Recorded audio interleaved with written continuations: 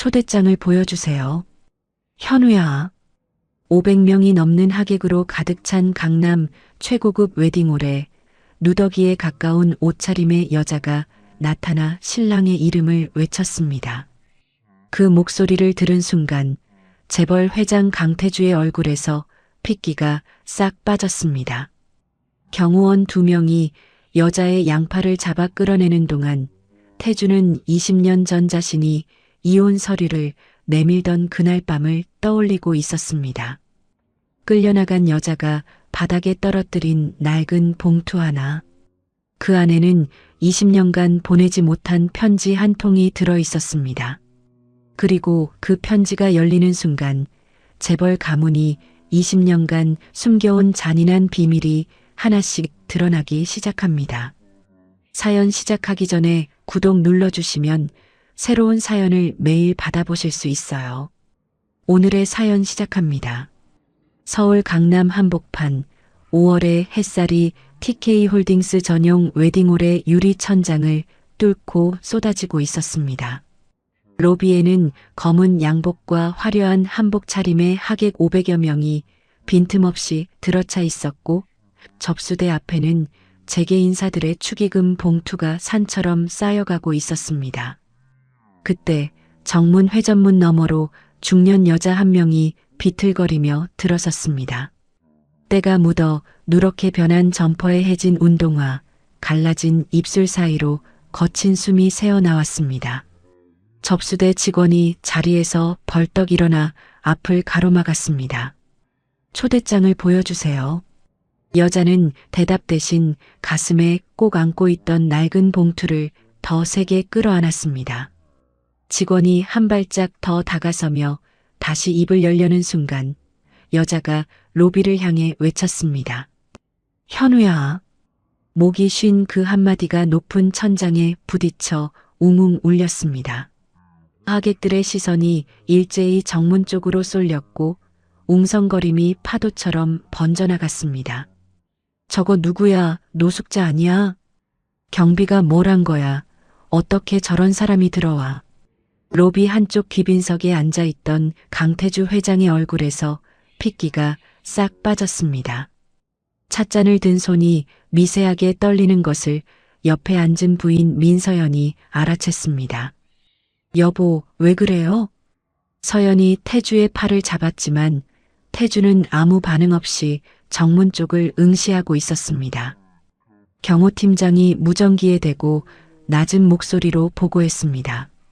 신원불명 여성 1명 제지 중. 후문으로 이동시키겠습니다. 경호원 2명이 여자의 양팔을 잡고 후문 쪽으로 끌어냈습니다. 여자의 발이 대리석 바닥을 질질 끌렸고 손에서 놓친 낡은 봉투가 바닥에 떨어졌습니다. 그 소란을 감지한 신랑 현우가 대기실 문을 박차고 뛰어나왔습니다. 웨딩드레스 자락을 두 손으로 걷어올린 수빈이 뒤따랐습니다. 무슨 일이야? 현우가 후문에 도착했을 때 경호원들이 이미 여자를 주차장 밖으로 밀어내고 있었습니다. 현우의 눈에 여자의 뒷모습이 들어왔습니다. 구부정하게 굽은 등, 뒤꿈치가 닳아 맨발이나 다름없는 낡은 슬리퍼. 저 사람 누구야? 놔줘. 현우가 달려가려 하자 경호팀장이 길을 막아섰습니다. 회장님 지시입니다. 신랑께서는 안으로 들어가 주십시오. 비켜요. 현우가 팔을 뿌리치려는 순간 수빈이 바닥에서 무언가를 집어들었습니다. 갈색으로 바랜 낡은 봉투 한 장이었습니다. 현우 씨, 이것 봐. 두 사람은 봉투를 가진 채 식장 안으로 돌아올 수밖에 없었습니다. 결혼식은 예정대로 진행되었습니다. 주례가 축사를 읽고 하객들이 박수를 쳤지만 태주는 식 내내 초점 없는 눈으로 정면만 바라보고 있었습니다. 서연이 옆에서 손을 잡아도 홍 여사가 부채 뒤에서 날카로운 눈으로 아들을 살펴봐도 태주는 꿈쩍도 하지 않았습니다. 피로 연장 구석 테이블에서 현우가 봉투를 몰래 열었습니다. 안에는 빛바랜 아기 사진 한 장과 접힌 편지 한 통이 들어 있었습니다. 편지의 첫 줄에 현우에게라고 적혀 있었고 그 아래로 삐뚤빠뚤한 글씨가 이어졌습니다. 엄마가 매일 내 생각을 한다. 언젠가 꼭 만나고 싶다. 현우의 손가락이 멈췄습니다. 이 글씨체 어디서 본 적이 있었습니다.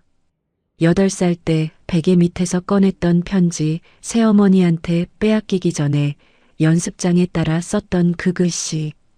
희의의 꼬리가 유난히 길게 빠지고 기억의 꺾임이 둥글둥글한. 그때 편지에는 엄마가 잠깐 먼 곳에 다녀올게라고 적혀 있었습니다. 지금 손에 든 편지는 다른 내용이었지만 글씨를 쓴 사람은 같았습니다. 같은 사람이 다른 때에 쓴 또 한 통의 편지. 현우가 수빈의 귀에 대고 속삭였습니다. 이 여자가 내 친엄마일 수도 있어. 수빈이 현우의 손을 꼭 쥐었습니다. 그로부터 20년 전 2005년 초겨울이었습니다. 해외 출장에서 돌아온 강태주가 어머니의 긴급 호출을 받고 본가 서재로 들어섰습니다. 서재 정면 벽에는 작고한 아버지 강대현 회장의 초상화가 걸려 있었고 그 아래 홍명자 여사가 서류 뭉치를 펼쳐놓고 아들을 기다리고 있었습니다. 앉아라. 태주가 자리에 앉자 홍 여사가 서류를 밀어냈습니다. 회사 빚이 3천억이다. 2달 안에 못 갚으면 부도야. 태주가 서류를 넘기며 미간을 찌푸렸습니다. 대신그룹 민 회장이 돈을 대겠다고 했다. 조건이 하나 있어. 조건이 뭡니까? 네가 그 집 딸이랑 재혼하는 거다. 태주가 자리에서 벌떡 일어났습니다. 어머니, 저한테 아들이 있습니다. 아들이 있는 사람한테 재혼이라니 말이 됩니까? 홍 여사가 초상화를 올려다보았습니다. 너의 아버지가 평생 피땀 흘려 세운 회사다. 내 손으로 무너뜨릴 셈이냐? 태주의 주먹이 떨렸지만 아무 말도 하지 못했습니다. 며칠 뒤 홍 여사가 며느리 서윤아를 본가로 따로 불렀습니다. 서재 문이 닫히고 두 사람만 마주 앉았습니다. 홍 여사가 찻잔을 내려놓으며 입을 열었습니다. 윤아야, 네가 안 떠나면 현우는 이 집안에서 영원히 후계자가 못 된다. 서자 취급받으며 크게 할 셈이냐? 윤아의 얼굴이 하얗게 질렸습니다. 어머님, 그게 무슨 말씀이세요? 그리고 내 아버지 약국 대출, 우리 쪽 금융사에서 나간 거 알지? 내가 마음먹으면 내일이라도 회수할 수 있어. 윤아의 입술이 파르르 떨렸습니다. 홍 여사는 찻잔을 다시 들며 담담하게 덧붙였습니다. 깨끗하게 떠나라.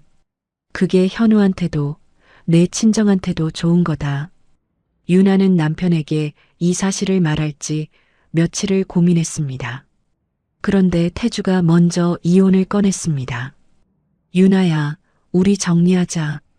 그 한마디에 윤아는 모든 것을 알았습니다.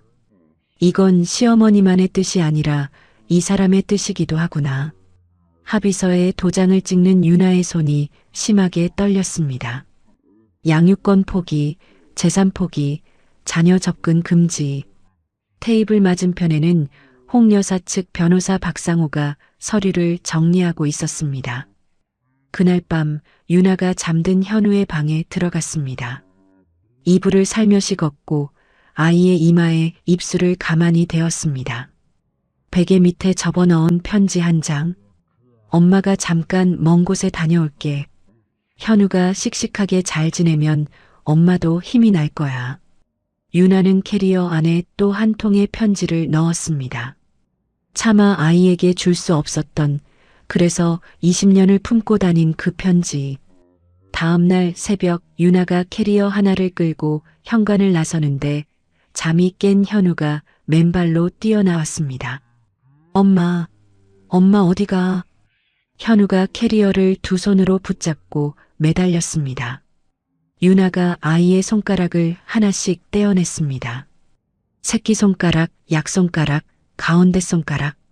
마지막 손가락을 떼어내는 순간 유나의 눈에서 눈물이 떨어졌지만 뒤를 돌아보지 않았습니다. 유나가 떠난 뒤 홍 여사가 태주에게 지시했습니다. 유나 연락처 전부 차단해. 현우한테는 엄마가 다른 남자 따라 외국 갔다고 해. 태주는 차마 아들에게 진실을 말하지 못하고 어머니의 시나리오대로 따랐습니다. 홍 여사는 집안 식모와 운전기사에게까지 입단속을 시키며 서윤아라는 이름을 강씨 집안에서 완전히 지워버렸습니다. 석 달 뒤 태주는 대신그룹 민 회장의 딸 민서연과 재혼했습니다. 8살 현우의 새어머니가 된 서연은 나름대로 다가가려 했지만 현우는 매번 같은 말을 되풀이했습니다. 진짜 엄마가 아니잖아. 다시 현재 피로연이 끝난 웨딩홀. 태주가 경호팀장을 불러 물었습니다. 아까 그 여자 어디로 보냈느냐? 후문으로 내보냈습니다. 서울역 방향으로 걸어갔다고 합니다. 태주가 낮은 목소리로 말했습니다. 그 일은 아무한테도 말하지 마. 텅 빈 경호실에 홀로 선 태주가 창밖을 바라보았습니다. 5월의 저녁 햇살이 유리창에 길게 번지고 있었습니다. 같은 시각 신혼집으로 향하는 차 안에서 현우가 봉투 속 편지를 다시 꺼내 읽고 있었습니다. 수빈이 운전대를 잡은 채 옆을 힐끗 보았습니다.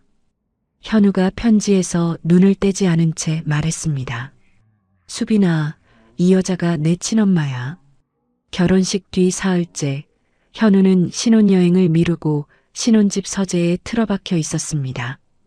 책상 위에 봉투 속 편지를 펼쳐놓고 옆에 낡은 연습장 한 페이지를 나란히 놓았습니다.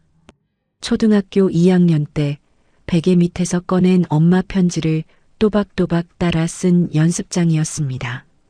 현우가 돋보기를 들고 두 글씨를 번갈아 들여다보았습니다. 희의의 꼬리가 유난히 길게 빠지는 습관, 기억의 꺾임이 둥글둥글한 모양. 현우의 손이 멈췄습니다. 같은 사람의 글씨였습니다. 현우가 휴대폰을 집어들고 아버지에게 전화를 걸었습니다. 아버지, 결혼식 날 나타난 그 여자, 제 친어머니 아닙니까? 전화기 너머로 짧은 침묵이 흘렀습니다. 태주의 목소리가 돌아왔습니다. 무슨 소리냐? 예전에 집안에서 일하던 사람이야. 너를 어릴 때부터 좋아했던 것뿐이다. 아버지, 저는 그 사람 글씨체를 기억합니다. 됐다. 신혼여행이나 다녀와라. 뚜 하고 전화가 끊겼습니다. 현우가 전화기를 내려놓고 의자 등받이에 머리를 기댔습니다. 서재 문 앞에서 지켜보던 수빈이 물 한 잔을 들고 들어왔습니다. 아버님이 뭐래? 집안에서 일하던 사람이래. 거짓말이야. 현우가 물잔을 받아 한 모금 마시고 입을 열었습니다. 8살 때 베개 밑에서 편지를 찾았어. 엄마 글씨였어. 그날 밤 서연 어머니한테 들켜서 빼앗겼는데 그 뒤로 집안 어디에서도 친엄마 사진이나 물건을 못 찾았어. 한 개도. 수빈이 현우 옆에 앉으며 물었습니다. 그때 아버님은 뭐라고 하셨는데? 엄마가 다른 남자 따라 외국으로 갔다고. 할머니도 아버지도 똑같은 말만 했어. 근데 나는 어릴 때부터 그 말이 이상했어. 엄마가 나를 두고 갈 사람이 아니라는 걸 몸으로 알고 있었거든. 수빈이 책상 위 편지와 연습장을 다시 들여다보았습니다. 현우 씨, 이건 단순한 이혼이 아니야. 뭔가 조직적으로 숨겨놓은 것 같아. 나도 그렇게 생각해. 같은 시각 민서연이 본가 서재에서 홍 여사와 마주 앉아 있었습니다. 어머님, 현우가 결혼식 날 일을 캐고 다니고 있어요. 어떡하면 좋겠습니까? 홍 여사가 부채를 접으며 콧바람을 불었습니다. 20년 전에 깔끔하게 정리한 일이다. 호들갑 떨 것 없어. 서연이 돌아간 뒤 홍 여사의 표정이 달라졌습니다. 전화기를 들어 번호를 눌렀습니다. 박 변호사, 나야. 서윤아라는 여자가 다시 접근할 수 있으니까 경고 내용 증명 하나 준비해도. 알겠습니다, 마님. 전화를 끄는 홍 여사가 창밖을 바라보며 부채를 다시 폈습니다. 서연은 본가에서 돌아온 뒤 자기 방에 들어가 옷장 깊숙한 곳에서 오래된 앨범을 꺼냈습니다. 재혼 초기 8살 현우가 서연에게 등을 돌리고 서 있는 사진. 학교 운동회에서 도시락을 펼쳐놓고 혼자 웃고 있는 서연의 사진. 현우의 졸업식에서 한 발짝 떨어져 서 있는 서연의 사진. 20년치 기록이 빼곡했습니다. 서연이 앨범을 덮었습니다. 손끝이 차가웠습니다. 20년 전 홍 여사의 지시로 유나의 사진첩과 편지를 수거해서 태운 기억이 떠올랐습니다. 현우의 베개 및 편지를 빼앗아 시어머니에게 갖다 바친 기억도. 서연이 앨범 위에 두 손을 포개고 한참을 앉아 있었습니다. 한편 수빈은 남편 몰래 웨딩홀 관리실에 연락하여 결혼식 당일 CCTV 영상을 확인했습니다. 화면 속에서 후문으로 끌려나가는 유나의 뒷모습, 왼쪽 손목에 감긴 낡은 실팔찌가 보였습니다. 수빈이 영상을 멈추고 화면을 확대했습니다. 다음으로 수빈은 결혼식 경호팀의 젊은 경호원에게 전화를 걸었습니다. 그날 후문으로 내보내신 여자분, 어느 쪽으로 가셨는지 기억하세요? 서울역 방향으로 걸어가셨습니다. 제가 생수랑 김밥을 하나 드렸는데 고맙다고 고개를 숙이시더라고요. 수빈이 전화를 끊고 수첩에 적었습니다. 서울역 방향, 노숙 생활 가능성 높음. 다음 날 퇴근 후 수빈이 서울역 인근 무료급식소를 찾아갔습니다. 급식소 자원봉사자에게 물었습니다. 혹시 서윤아라는 이름의 50대 여자분 아세요? 서윤아? 가끔 오시는 분 맞는 것 같은데. 운영 책임자 유순자 선생님한테 물어보세요. 수빈이 유순자를 찾아가 사정을 말하자 유순자가 고개를 갸웃했습니다. 서윤아 씨 기억나요?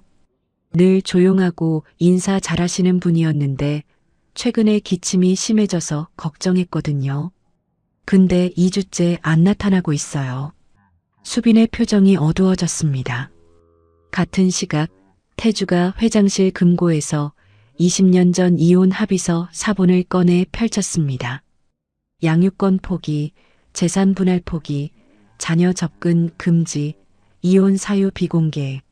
모든 조건이 유나에게만 불리했습니다. 태주가 합의서 마지막 장을 넘겼습니다.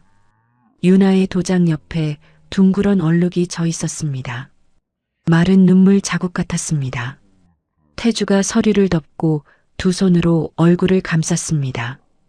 그날 밤 태주가 비서실장에게 전화를 걸었습니다. 서윤아라는 여자 현재 소재 파악할 수 있나? 잠깐 침묵이 흐른 뒤 태주가 다시 입을 열었습니다. 아니다, 됐다. 잊어라. 전화를 끄는 태주가 서재 창가에 서서 한참 동안 어둠을 바라보았습니다. 현우는 독자적으로 움직이기 시작했습니다. TK홀딩스 인사팀에 근무하는 대학 동기 진호에게 전화를 걸었습니다. 진호야, 부탁 하나만 하자. 회사 내부 기록에서 서윤아라는 이름으로 된 문서가 있는지 확인해 줄 수 있어? 야, 그거 위험하다. 보안 등급 높은 거 건드리면 징계감이야. 알아. 그래도 부탁이다. 진호가 한숨을 내쉬었습니다. 알았다. 대신 나한테 무슨 일 생기면 네가 책임져라. 이틀 뒤 진호에게서 전화가 왔습니다. 현우야, 찾긴 찾았는데 내용은 못 봤어. 서윤아 관련 특별 지시 문서라는 파일이 있는데 접근 권한이 할머니 직속 비서실장한테만 있어. 보안 등급이 엄청 높아. 현우의 눈이 좁아졌습니다. 문서 이름이 뭐래? 그것까지는 못 봤어. 제목만 확인한 거야.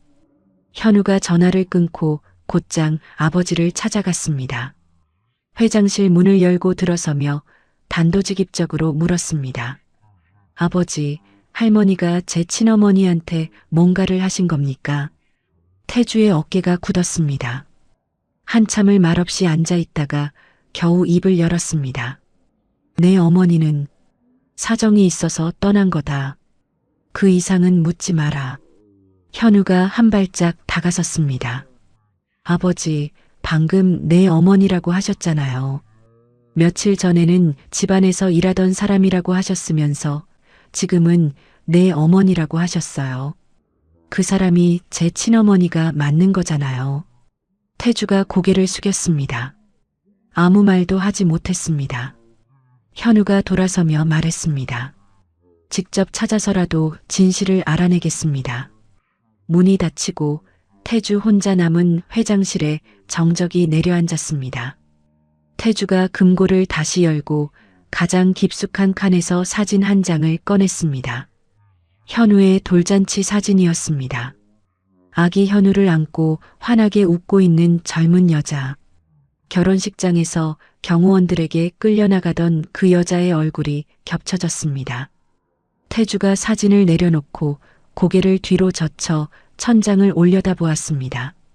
현우의 추적 소식은 곧 홍 여사의 귀에 들어갔습니다. 홍 여사가 서연을 불러 다그쳤습니다. 현우가 동요하기 전에 네가 어미 노릇을 제대로 해라. 20년을 키웠으면서 뭘 한 거냐? 서연이 현우에게 전화를 걸었습니다. 현우야, 엄마가 맛있는 거 해놨으니까 저녁에 집으로 와라. 서연 씨. 서연의 숨이 멈췄습니다. 결혼식에 온 그 사람, 제 친엄마 맞죠? 전화기 너머로 길고 무거운 침묵이 흘렀습니다. 서연이 떨리는 목소리로 말했습니다. 무슨 소리를 하는 거니? 엄마가 상처받는다. 전화가 끊겼습니다. 서연이 전화기를 내려놓는 손이 떨리고 있었습니다. 며칠 뒤 수빈이 서울역 인근 무료진료소에서 자원봉사를 하고 있었습니다. 진료 대기줄에 앉아 기침을 쏟아내는 중년 여자가 눈에 들어왔습니다. 여자의 왼쪽 손목에 감긴 낡은 실팔찌. CCTV 영상에서 보았던 바로 그것이었습니다. 수빈이 자연스럽게 다가가 무릎을 굽혔습니다. 어머니, 괜찮으세요? 기침이 심하시네요. 진료 도와드릴게요. 유나가 고개를 들어 수빈을 올려다보았습니다. 푹 꺼진 눈, 갈라진 입술, 하지만 고맙다라고 말하는 목소리는 또렷했습니다. 진료실에서 최영우 의사가 유나의 가슴에 청진기를 대고 미간을 찌푸렸습니다. 단순 감기가 아닙니다. 간이 많이 약해져서 온몸에 힘이 빠지는 거예요. 큰 병원에서 꼭 검사를 받으셔야 합니다. 수빈이 그 말을 옆에서 듣고 가슴이 내려앉았습니다. 진료가 끝난 뒤 수빈과 유나가 급식소에서 나란히 앉아 밥을 먹었습니다. 성함이 어떻게 되세요? 서유나야. 유나가 수빈을 바라보며 물었습니다. 이름이 뭐니? 이수빈이요. 이수빈. 참 이쁜 이름이다. 유나가 국을 한 숟갈 떠넣고 천천히 삼켰습니다. 며칠 전에 아주 먼 데서 소중한 사람 잔치를 봤어. 유나의 눈가가 붉어졌습니다. 수빈이 젓가락을 내려놓으며 조심스럽게 물었습니다. 어머니, 혹시 다음에 또 오실 거예요? 제가 봉사 나오는 날이 수요일이랑 금요일이거든요. 괜찮으면 또 올게. 오랜만에 따뜻한 밥을 같이 먹으니까 좋다. 유나의 얼어있던 얼굴에 미약한 미소가 번졌습니다. 급식소를 나선 수빈이 골목 끝에서 유나의 뒷모습을 바라보았습니다. 구부정한 등이 서울역 지하도 방향으로 천천히 사라져갔습니다. 그날 저녁 수빈이 현우에게 전화를 걸었습니다. 찾은 것 같아. 이름은 서유나, 서울역 근처에서 노숙 생활을 하고 계셔. 그리고 건강이 많이 안 좋아. 전화기 너머로 현우의 숨소리만 들렸습니다. 한참 뒤에 현우가 입을 열었습니다. 수빈아, 나 내일 거기 데려가줘. 다음 날 아침 7시 현우와 수빈이 서울역 인근 쪽방촌 골목에 서 있었습니다. 무료급식소 앞 철제 의자에 나란히 앉아 급식 시간을 기다렸습니다. 현우가 무릎 위에 놓인 낡은 봉투를 만지작거렸습니다. 1시간쯤 지났을 때 급식소 모퉁이에서 구부정한 등이 나타났습니다. 유나였습니다. 기침을 하며 천천히 걸어오는 유나의 모습을 현우가 발견하고 자리에서 일어서려는 순간 골목 반대편에서 검은 세단 한 대가 멈춰 섰습니다. 차문이 열리고 양복 차림의 남자가 내렸습니다. TK홀딩스 법무팀 박상호 변호사였습니다. 경호원 2명이 뒤따라 내려 양쪽에 섰습니다. 박 변호사가 유나 앞으로 다가가 등기봉투를 내밀었습니다. 서유나 씨, 강태주 회장 측 대리인입니다. 앞으로 강씨 가문 사람들에게 접근하시면 법으로 대응하겠다는 내용입니다. 받으십시오. 유나가 한 발짝 뒤로 물러섰습니다. 봉투를 받지 않은 채 고개를 숙이고 있는데 현우가 달려와 박 변호사 앞을 가로막았습니다. 이 사람은 제 어머니입니다. 누구 지시로 온 겁니까? 박 변호사의 얼굴이 굳었습니다. 회장님의 지시입니다. 아버지가 직접 지시했다고요? 회장님의 지시입니다. 박 변호사는 같은 말만 반복하며 등기봉투를 유나의 발 앞에 내려놓고 경호원들과 함께 차에 올라탔습니다. 검은 세단이 골목을 빠져나갔습니다. 유나가 고개를 들어 현우를 바라보았습니다. 푹 꺼진 눈에 두려움이 가득했습니다. 나는 내 엄마가 아니야. 잘못 찾아온 거야. 가거라. 유나가 뒤로 물러서며 손을 내저었습니다. 현우가 품에서 봉투를 꺼내 편지와 영아기 사진을 펼쳐 보였습니다. 이거 엄마가 쓴 거 맞죠?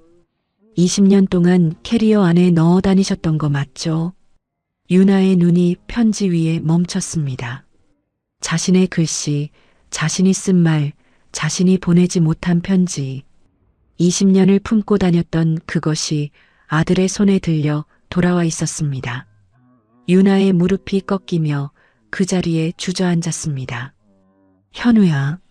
목이 메어 그 이상은 나오지 않았습니다. 수빈이 급히 다가가 유나의 등을 받쳐 안았습니다. 같은 시각 TK홀딩스 본사 보안팀 사무실에서는 정기 감사가 진행되고 있었습니다. 홍 여사 직속 비서실장 오경식이 감사 보고서를 넘기다가 한 줄에서 손을 멈췄습니다. 서유나 관련 특별 지시 문서, 조회 로그, 접근자 4번 확인. 오경식이 내선 전화를 들었습니다. 인사팀 김진호 씨, 지금 바로 3층 회의실로 와주세요. 회의실 문이 닫히고 오경식이 테이블 위에 감사 보고서를 펼쳤습니다. 김진호 씨, 보안 등급 3 이상 문서에 허가 없이 접근한 거 알고 있습니다. 사규 위반이에요. 징계위원회에 넘기겠습니다. 진호가 입술을 깨물었습니다. 그리고 이 건을 밖에 알리면 기밀 유출로 고발합니다. 알겠죠? 진호가 회의실을 나와 비상계단으로 향했습니다. 떨리는 손으로 현우에게 전화를 걸었습니다. 현우야, 나 더 이상 안에서는 못 도와줘. 징계받게 됐어. 진호야, 미안하다. 미안하긴. 한 가지만 알려줄게. 그 문서 제목이 서유나 사후관리 지침이었어. 현우가 전화기를 쥔 손에 힘을 주었습니다. 사후관리 지침이라고? 단순 이혼 합의 문서가 아니야. 이혼 뒤에도 계속 뭔가를 관리하라고 지시한 문서라는 뜻이지. 할머니가 20년 전에 내 친어머니 삶 자체를 조직적으로 막은 내용이 담겨 있는 것 같아. 전화가 끊긴 뒤에도 현우는 한참 동안 전화기를 내려놓지 못했습니다. 현우가 아버지를 찾아 TK홀딩스 회장실로 갔습니다. 하지만 태주는 대신그룹과의 회의로 자리를 비운 뒤였습니다. 회장실 앞 복도에서 돌아서는데 민서연과 마주쳤습니다. 서연이 현우를 보자마자 입을 열었습니다. 네가 요즘 무슨 짓을 하고 다니는지 다 알고 있다. 아무리 뒤져봤자 달라지는 건 없어. 달라지는 게 없다뇨. 뭐가 없다는 건데요? 처음부터 그 여자는 이 집안에 어울리지 않았다. 서연이 돌아섰습니다. 현우가 서연의 뒷모습을 바라보며 한 단어를 곱씹었습니다. 처음부터 재혼이면 결국이나 나중에라고 했을 것입니다. 왜 처음부터라고 했을까? 이혼하고 석 달 만에 재혼. 맞선부터 결혼까지 석 달이면 이혼 전부터 재혼이 짜여 있었다는 뜻이었습니다. 현우가 수빈에게 전화를 걸었습니다. 20년 전 아버지 이혼 사건을 담당한 판사를 찾아야 해. 수빈이 법원 동문회 명부를 수소문하여 이틀 만에 경기도 양평에 사는 퇴직 판사 이만기의 주소를 찾아냈습니다. 현우와 수빈이 양평 자택을 찾아갔습니다. 이만기가 마당에서 두 사람을 맞았습니다. 백발의 70대 노인이었습니다. 구체적인 내용은 말할 수 없습니다. 하지만 한 가지는 말씀드릴 수 있어요. 이만기가 마당 벤치에 앉으며 천천히 말을 이었습니다. 30년 판사 생활에서 가장 이상한 사건이었습니다. 아무것도 안 받고 다 포기하겠다는 합의는 처음이었어요. 서명하는 그 여자분 손이 너무 심하게 떨려서 그건 지금도 기억합니다. 현우가 몸을 앞으로 숙였습니다. 밖에서 누가 압력을 넣었다고 보십니까? 이만기가 먼 산을 바라보며 고개를 천천히 끄덕였습니다. 그렇게 느꼈습니다. 아주 강하게. 돌아오는 차 안에서 현우가 핸들을 쥔 채 말했습니다. 엄마는 스스로 떠난 게 아니야. 쫓겨난 거야. 할머니가 조직적으로 내쫓은 거라고. 수빈이 조수석에서 고개를 끄덕였습니다. 그러면 20년 동안 어머니 삶이 무너진 것도 그냥 운이 나빠서가 아니라 누군가 일부러 그렇게 만든 거일 수 있어. 그 문서를 찾아야 해. 서유나 사후관리 지침, 그게 있으면 전부 증명할 수 있어. 두 사람이 서울로 돌아왔을 때 수빈의 전화가 울렸습니다. 무료 진료소 최영우 의사의 목소리가 급했습니다. 이수빈 씨, 서유나 씨 기억하시죠? 검사를 꼭 받으셔야 한다고 말씀드렸는데 혹시 연락이 닿으시면 빨리 큰 병원으로 모시고 가세요. 수빈이 자비를 들여 검진센터에서 유나의 몸 상태를 확인했습니다. 검진센터 의사가 수빈을 따로 불러 말했습니다. 간이 많이 상한 상태입니다. 큰 병원에서 정밀 검사를 빨리 받으셔야 해요. 그대로 두시면 몇 달 안에 위험해질 수 있습니다. 수빈이 현우에게 전화를 걸어 상황을 알렸습니다. 현우가 즉시 서울 시내 대학병원에 입원 예약을 잡으려 했지만 S대학병원에서는 자리가 없다는 답이 돌아왔습니다. K대학병원에서는 서류가 부족하다며 절차를 미뤘습니다. 두 병원 모두 TK홀딩스가 의료 장비와 기부금으로 깊이 엮여 있는 곳이었습니다. 현우가 아버지에게 전화를 걸었습니다. 아버지, 할머니가 어머니 병원 입원까지 맡고 있는 겁니까? 그런 지시를 한 적 없다. 그럼 할머니한테 지금 당장 확인해 보세요. 어머니가 죽어가고 있다고요. 전화기 너머로 태주의 거친 숨소리만 들렸습니다. 한마디도 하지 못하고 전화가 끊겼습니다. 수빈이 휴대폰 연락처를 뒤졌습니다. 대학 선배 한지영의 번호를 눌렀습니다. 경기도에 있는 중소병원의 복지팀장이었습니다. 언니, 급한 환자가 한 분 있는데 입원 좀 도와줄 수 있어? 한지영이 단번에 답했습니다. 우리 병원은 재벌이랑 아무 상관없으니까 걱정 마. 내일 바로 올 수 있어? 수빈이 전화를 끊고 현우를 바라보았습니다. 경기도에 자리 잡았어. 내일 모시고 가자. 다음 날 현우가 직접 차를 몰고 유나를 태웠습니다. 수빈이 조수석에 앉고 유나가 뒷좌석에 기대 앉았습니다. 고속도로에 올라선 뒤 현우가 백미러로 유나를 바라보며 입을 열었습니다. 어머니, 저 강현우예요. 결혼식에 와주셔서 감사합니다. 유나가 백미러 속 아들의 눈을 바라보았습니다. 한참 동안 아무 말이 없었습니다.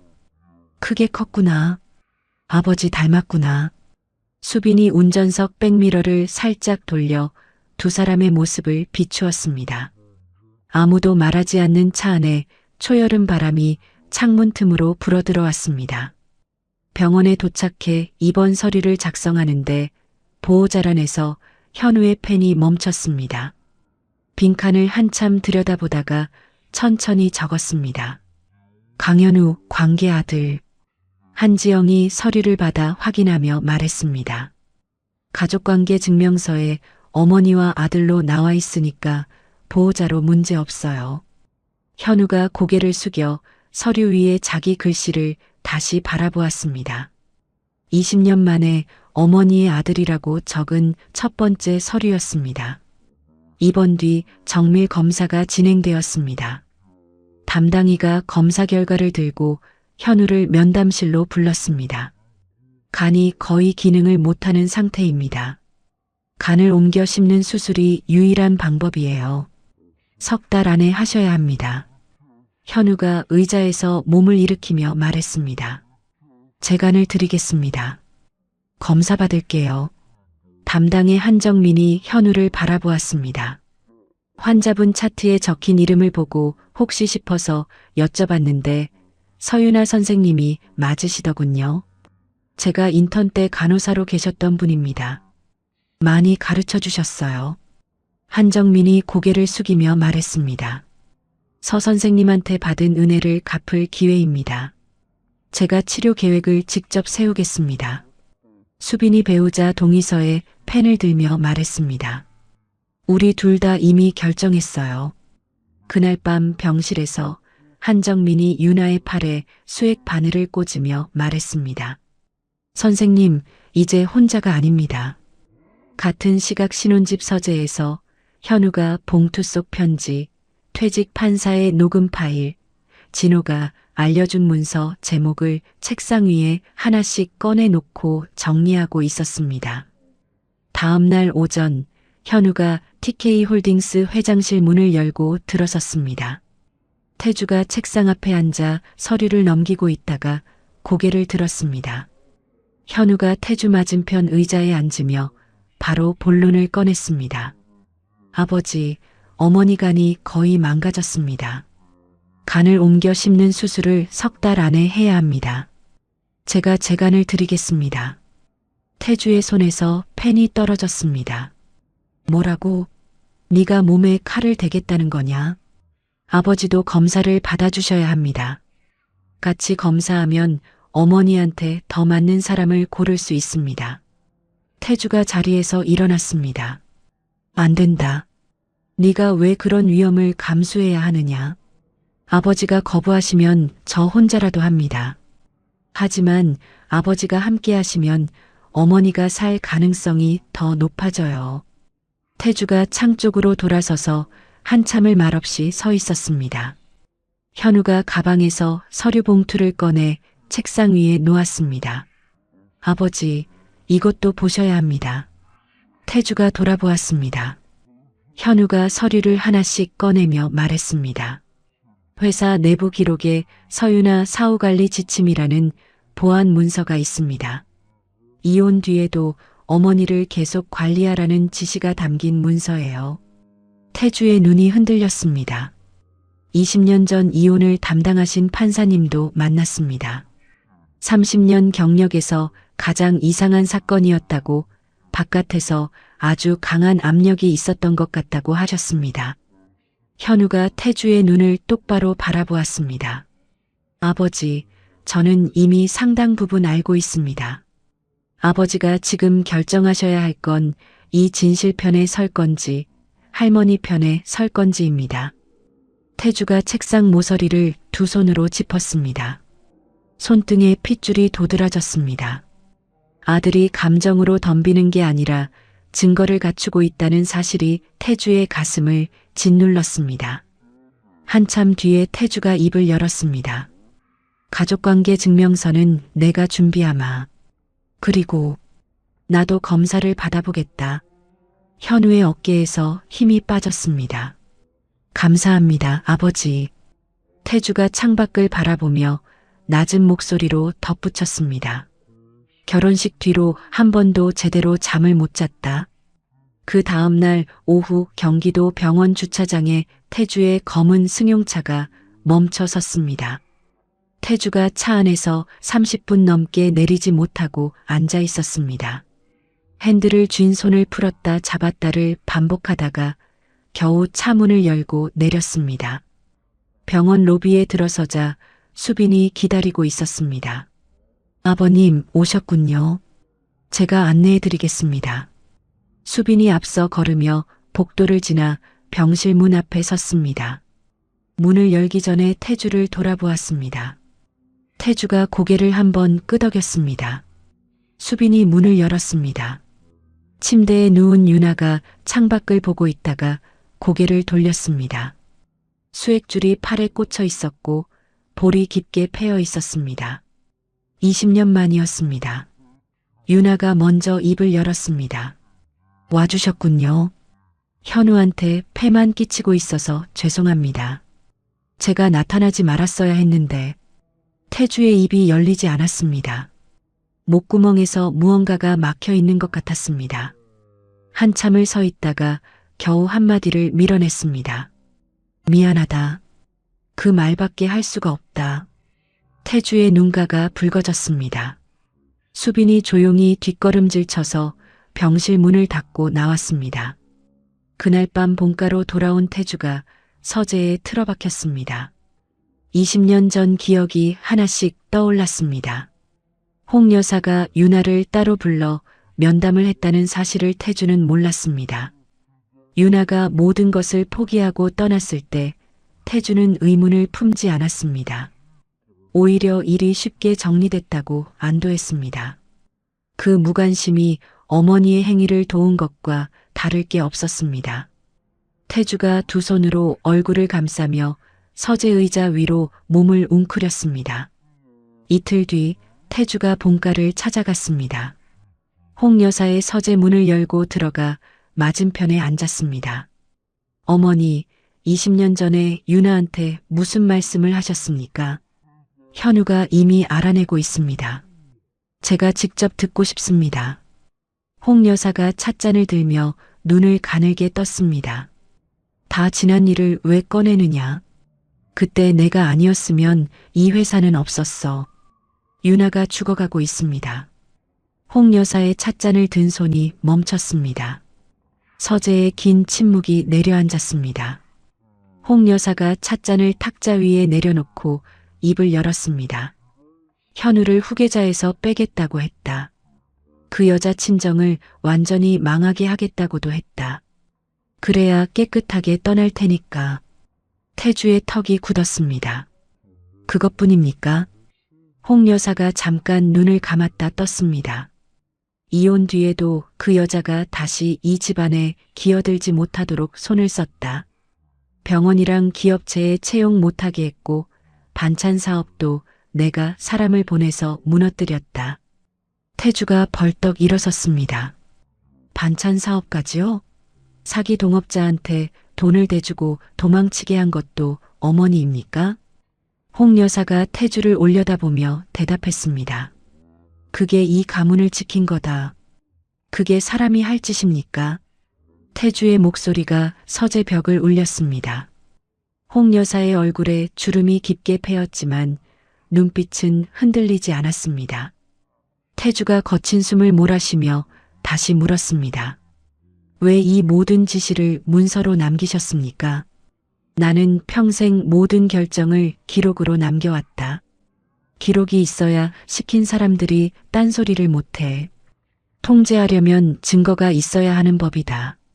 서재 밖 복도에서 민서연이 벽에 등을 대고 서 있었습니다.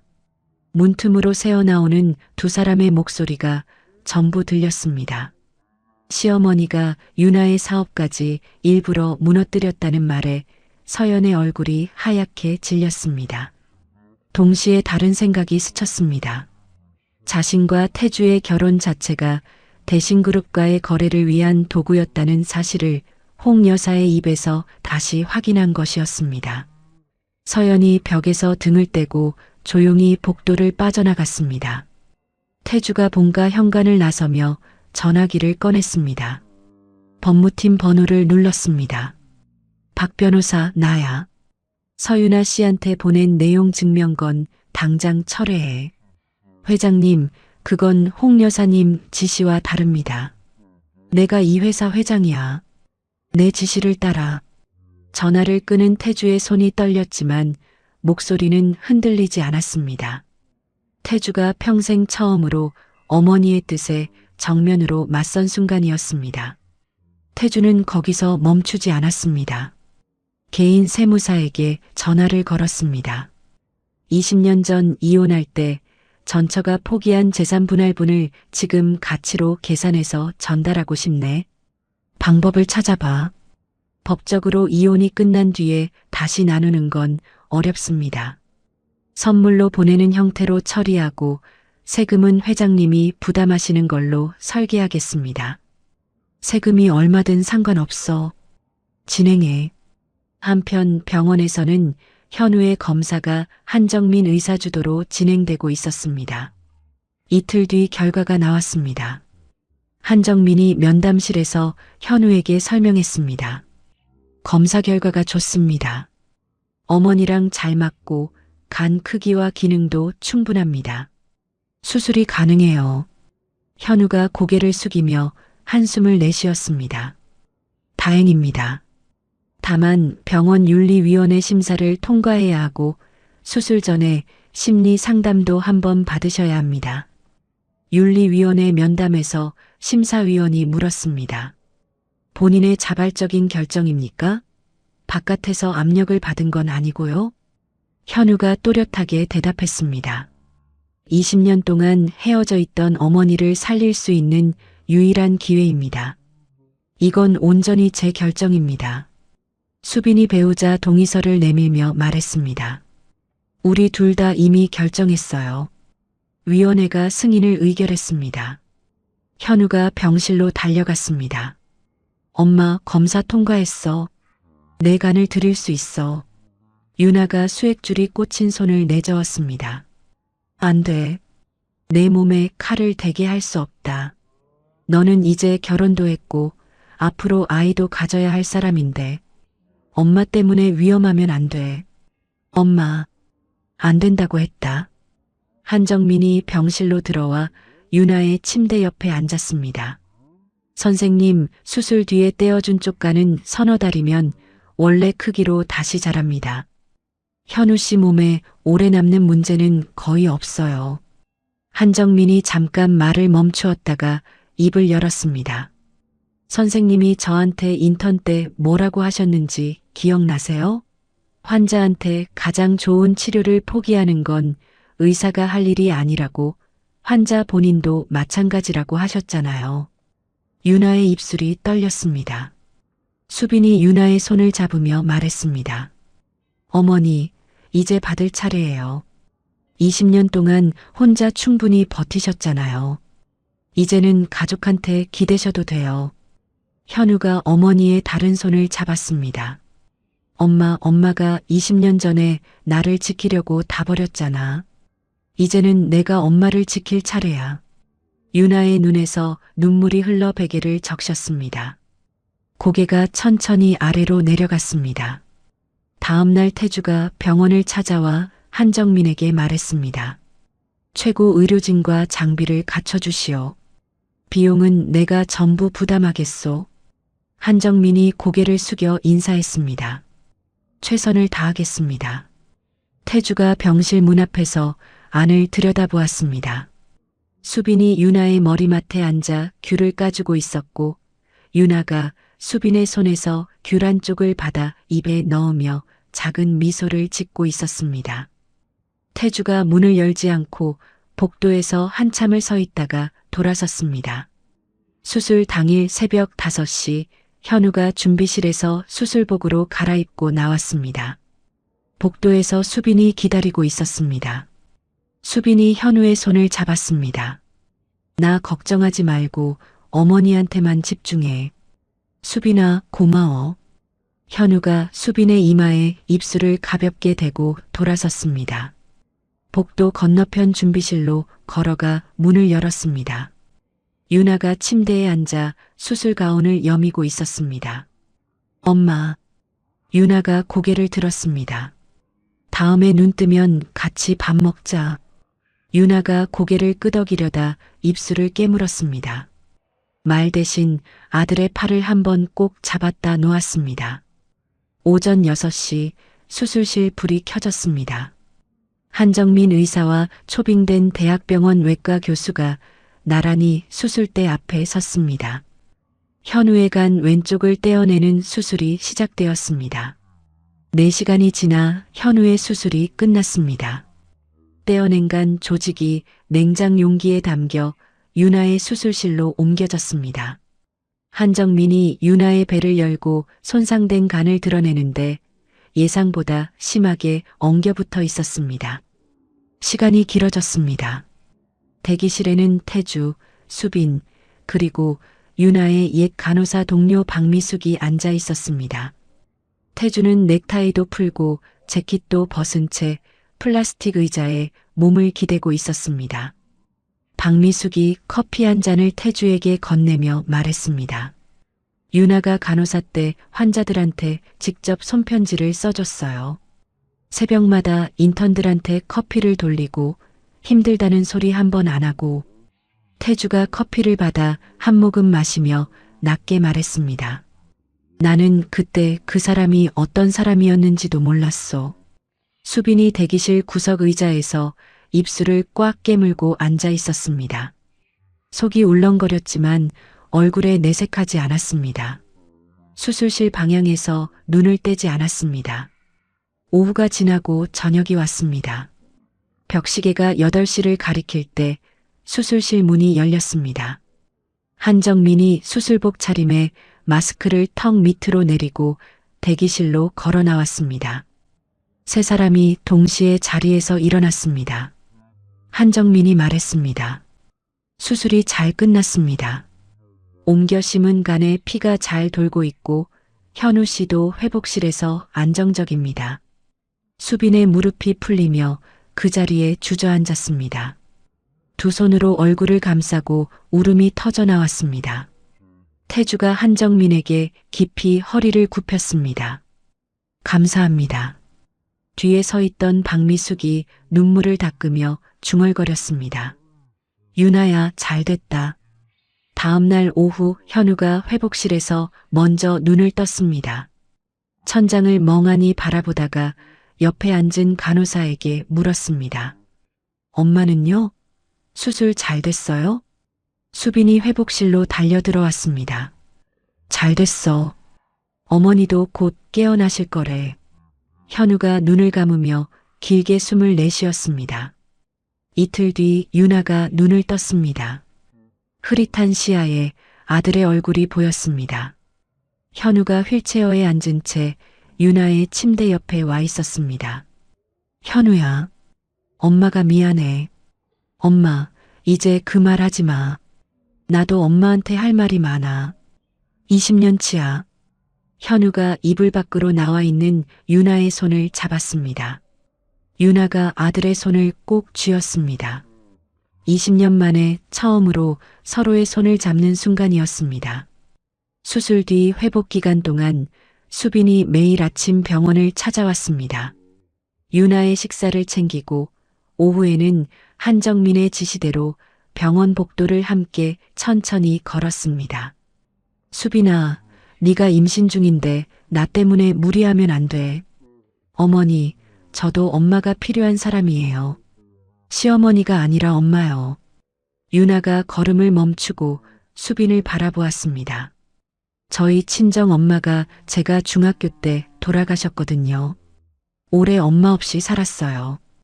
유나의 눈이 흔들렸습니다. 같은 빈자리를 안고 살아온 며느리가 자신의 손을 잡고 있었습니다. 유나가 수빈의 손을 꼭 쥐었습니다. 그 뒤로 두 사람 사이의 벽이 조금씩 허물어졌습니다. 유나가 수빈에게 된장찌개 끓이는 순서를 알려주고 수빈이 유나에게 휴대폰으로 메시지 보내는 법을 가르쳤습니다. 병원 복도를 나란히 걷는 두 사람의 뒷모습을 한정민이 보고 옆에 선 간호사에게 말했습니다. 서 선생님이 저렇게 웃는 건 내가 인턴이었을 때 이후로 처음 봐. 태주는 매주 수요일 오후마다 병원을 찾았습니다. 처음 두세 번은 어색한 침묵이 대부분이었습니다. 차를 한 잔 마시고 날씨 이야기를 하다가 돌아가는 게 전부였습니다. 그러다 현우의 어린 시절 이야기가 나오면서 말문이 조금씩 트였습니다. 어느 수요일 유나가 먼저 입을 열었습니다. 20년 전 일은 원망하지 않아요. 현우가 건강하게 잘 자란 것만으로 충분합니다. 태주가 찻잔을 내려놓았습니다. 원망하지 않으니까 더 괴롭다. 차라리 소리를 지르고 욕을 해라. 나는 나를 용서할 수가 없다. 태주가 고개를 떨궜습니다. 처음으로 유나 앞에서 고개를 숙인 것이었습니다. 유나가 한참을 말없이 앉아 있다가 천천히 입을 열었습니다. 그때 떠나면서 가장 원망했던 건 당신이 아니라 나 자신이었어요. 왜 싸우지 않았을까? 왜 현우를 데리고 도망치지 않았을까? 그 후회가 20년 동안 나를 가장 괴롭혔습니다. 태주가 고개를 들어 유나를 바라보았습니다.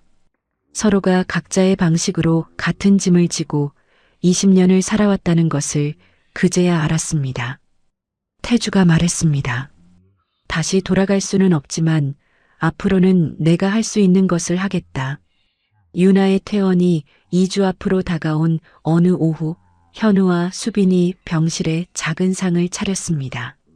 수빈이 직접 끓인 미역국과 잡채, 유나가 좋아한다고 했던 호두파이, 한정민과 간호사 2명, 같은 병실의 김옥순 할머니, 유나의 옛 동료 박미숙까지 병실에 모였습니다.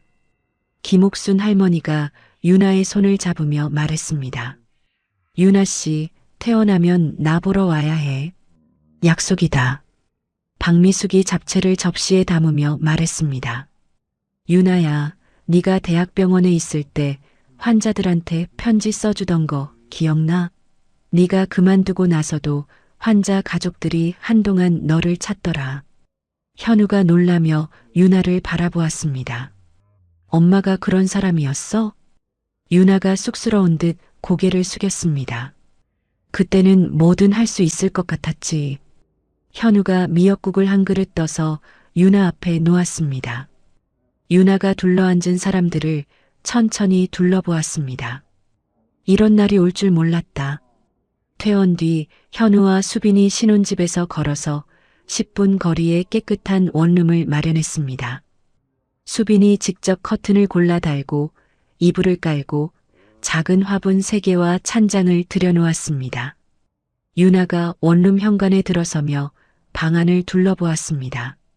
창가에 놓인 화분, 하얀 커튼 사이로 들어오는 햇살. 내 이름으로 된 집은 15년 만이다. 현우가 유나의 옆에 서서 말했습니다. 엄마, 이제 여기가 엄마 집이야. 어느 토요일 저녁 현우와 수빈이 유나를 데리고 한강공원을 산책했습니다. 벤치에 나란히 앉아 노을을 바라보는데 수빈이 유나의 손을 잡으며 말했습니다. 어머니, 사실 저희 아기가 생겼어요. 결혼 전에는 몰랐는데 결혼식 직후에 알게 됐어요. 지금 10주째예요. 유나가 두 손으로 입을 감쌌습니다. 내가 할머니가 된다는 거니? 현우와 수빈이 동시에 고개를 끄덕였습니다. 유나가 벤치에서 일어나 두 사람을 번갈아 안으며 같은 말을 되풀이했습니다. 고맙다, 고맙다. 한강 위로 번지는 노을빛 아래 세 사람의 눈물이 동시에 흘렀습니다. 수빈의 소식은 강씨 집안 전체에 퍼졌습니다. 태주가 현우에게 전화를 걸었습니다. 축하한다. 좋은 아버지가 되어라. 나처럼 되지 말고. 민서연도 백화점에서 고른 아기 옷 세트를 택배로 보내왔습니다. 상자 안에 짧은 메모가 들어 있었습니다. 현우야, 축하한다. 건강한 아기 낳아라. 현우가 메모를 읽고 수빈에게 말했습니다. 서연 어머니도 축하해 주셨어. 수빈이 아기 옷을 꺼내들며 고개를 끄덕였습니다. 평일 오후 태주의 전화가 울렸습니다. 홍 여사의 비서실장 오경식이었습니다. 회장님, 마님께서 이사회 긴급 소집을 요청하셨습니다. 안건은 경영 이어받기 관련이라고 하셨습니다. 구체적으로 무슨 안건이냐? 현우 도련님의 후계자 자격을 다시 검토하겠다고만 말씀하셨습니다. 전화를 끄는 태주의 표정이 돌처럼 굳었습니다. 같은 시각 본가 서재에서 홍 여사가 서류를 펼쳐놓고 이사회 명단에 한 줄씩 줄을 긋고 있었습니다.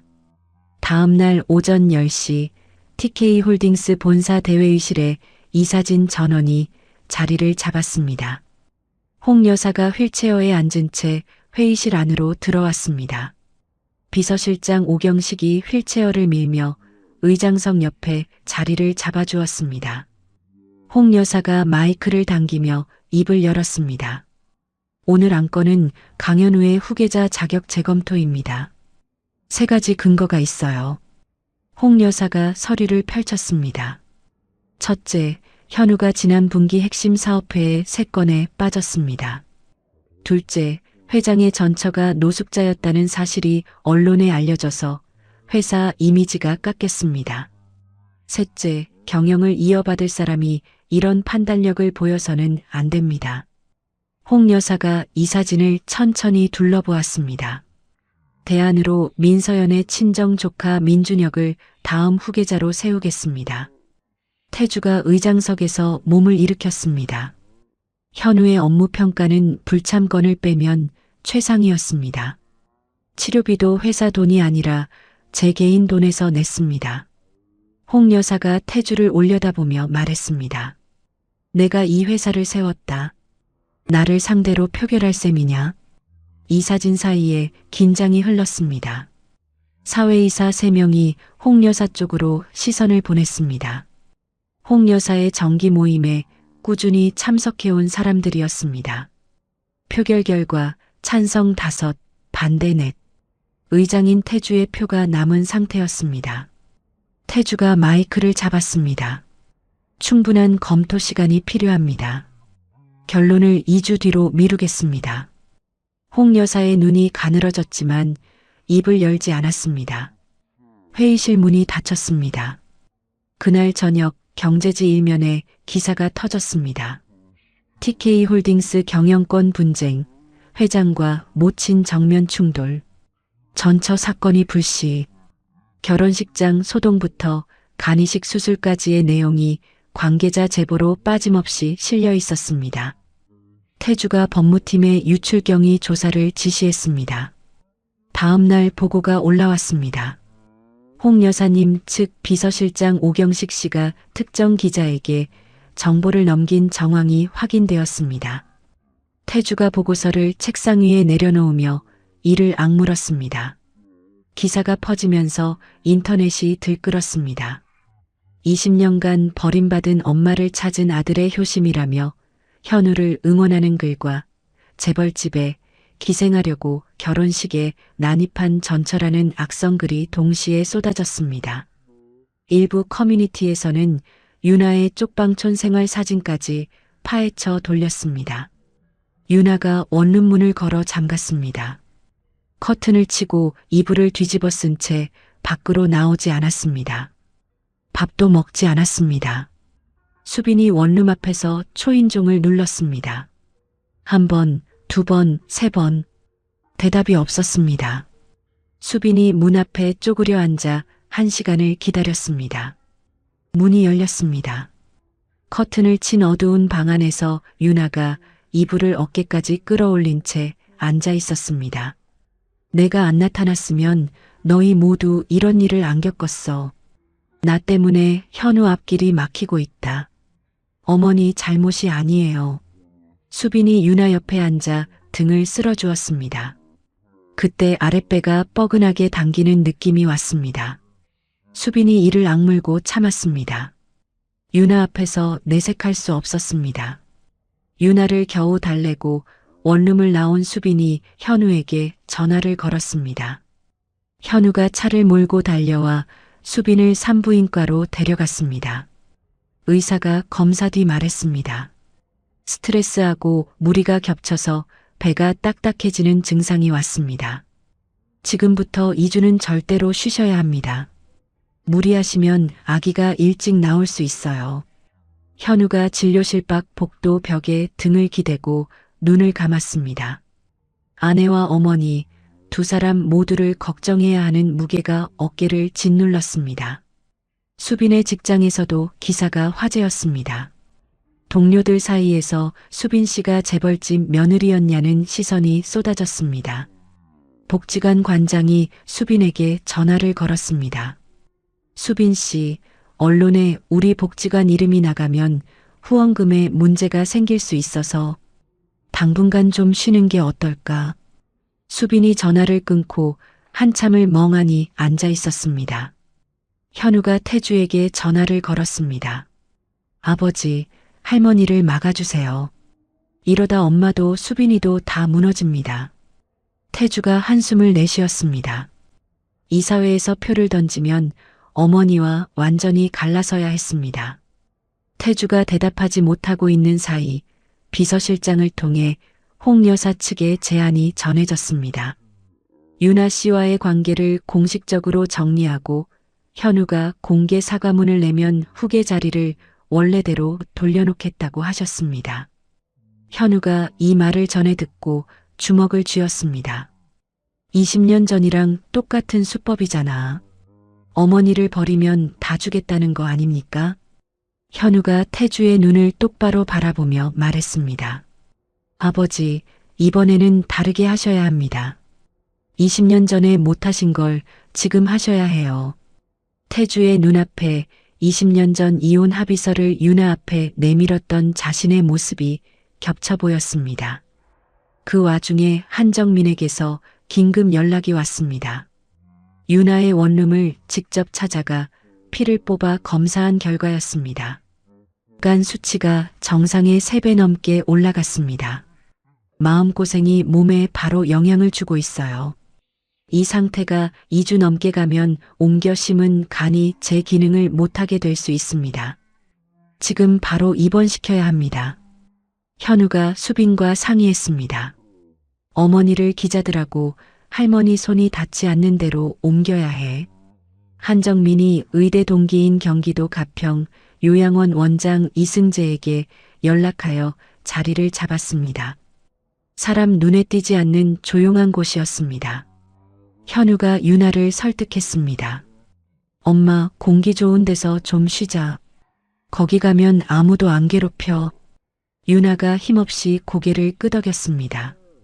가평으로 가는 차 안에서 현우가 운전을 하고 유나가 뒷좌석에 앉았습니다. 유나가 창밖의 산과 들을 바라보며 말했습니다. 내가 안 나타났으면 너희 모두 행복했을 텐데. 현우가 백미러로 어머니를 보며 대답했습니다. 엄마가 안 나타났으면 나는 평생 진짜 가족이 뭔지 모르고 살았어. 유나가 아무 말 없이 다시 창밖을 바라보았습니다. 한편 민서연은 자택 거실에 혼자 앉아 이사회 결과를 곱씹고 있었습니다. 홍 여사가 민준혁을 후계자로 세우겠다고 한 것은 서연 자신을 위한 것이 아니었습니다.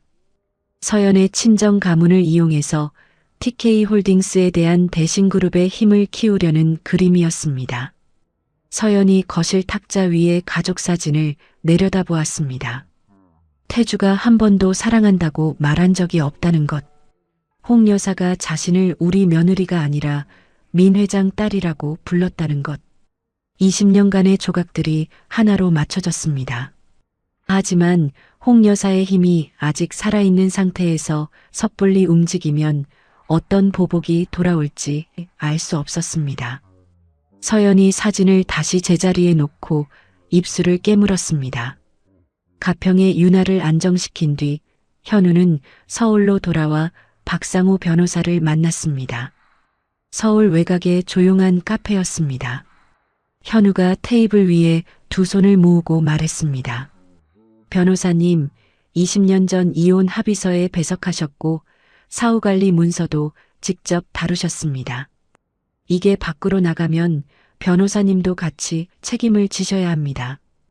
박 변호사의 얼굴이 굳었습니다. 하지만 지금 나서시면 스스로 나왔다는 게 참작됩니다. 제가 돕겠습니다. 박 변호사가 식은 커피를 한 모금 마시며 한참을 침묵했습니다. 나도 20년간 이것 때문에 잠을 못 잤어.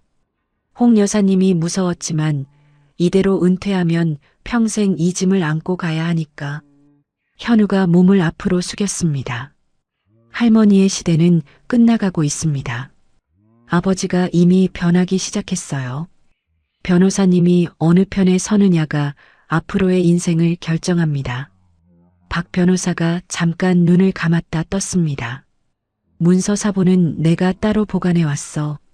내 몸을 지키려고 챙겨둔 거였는데 이제 내놓을 때가 된 것 같군.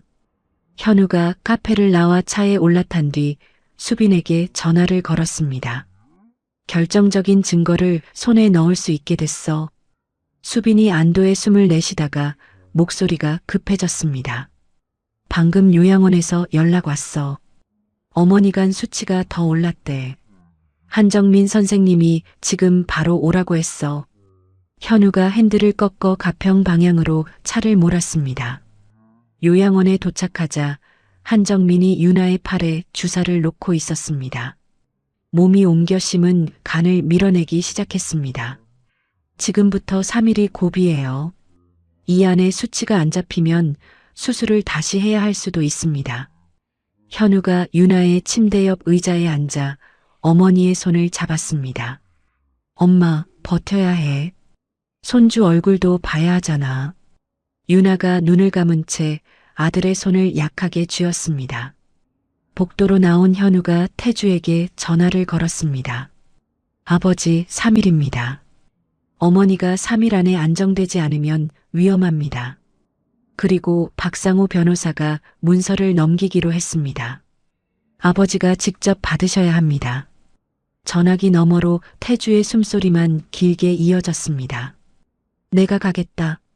문서도 내가 직접 받겠다. 가평의 밤이 깊어갔습니다. 요양원 병실 모니터에서 유나의 심장 박동 그래프가 불안하게 오르내렸습니다. 현우가 의자에 앉아 한 손으로는 어머니의 손을 잡고 다른 손에 쥔 휴대폰 화면에는 박상우 변호사의 연락처가 떠 있었습니다. 3일 고비의 첫째 밤이었습니다. 한정민이 2시간마다 유나의 피를 뽑아간 수치를 확인했습니다. 자정을 넘기고 새벽 2시를 넘기고 수치는 계속 올라갔습니다. 새벽 4시 한정민이 검사 결과지를 들고 현우에게 다가왔습니다. 꼭대기를 찍고 조금씩 내려오기 시작했습니다. 최악은 넘긴 것 같아요. 현우가 의자에 앉은 채 고개를 떨궜습니다. 밤새 잡고 있던 유나의 손을 놓지 않았습니다. 한정민이 덧붙였습니다. 다만 완전히 안정되려면 2주는 더 지켜봐야 합니다. 마음이 편해야 몸도 따라와요. 바깥 일이 어머니 귀에 안 들어가게 해주셔야 합니다. 현우가 고개를 끄덕였습니다. 이제 제가 엄마를 지키겠습니다. 다음 날 오후 태주가 가평 요양원에 도착했습니다.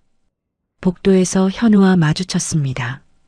태주의 눈 밑에 그늘이 져 있었습니다. 박상우 변호사한테 연락했다. 내일 서울에서 문서를 직접 받기로 했다. 태주가 현우의 어깨를 한번 짚었습니다. 이번에는 내가 직접 처리하마. 20년 전에 내가 했어야 할 일을 이제야 하는 거다. 아버지, 감사합니다. 다음 날 저녁 서울 시내 호텔 로비에서 태주와 박상우 변호사가 마주 앉았습니다. 박 변호사가 서류 봉투를 테이블 위에 놓았습니다. 12쪽입니다. 20년간 따로 보관해 왔습니다.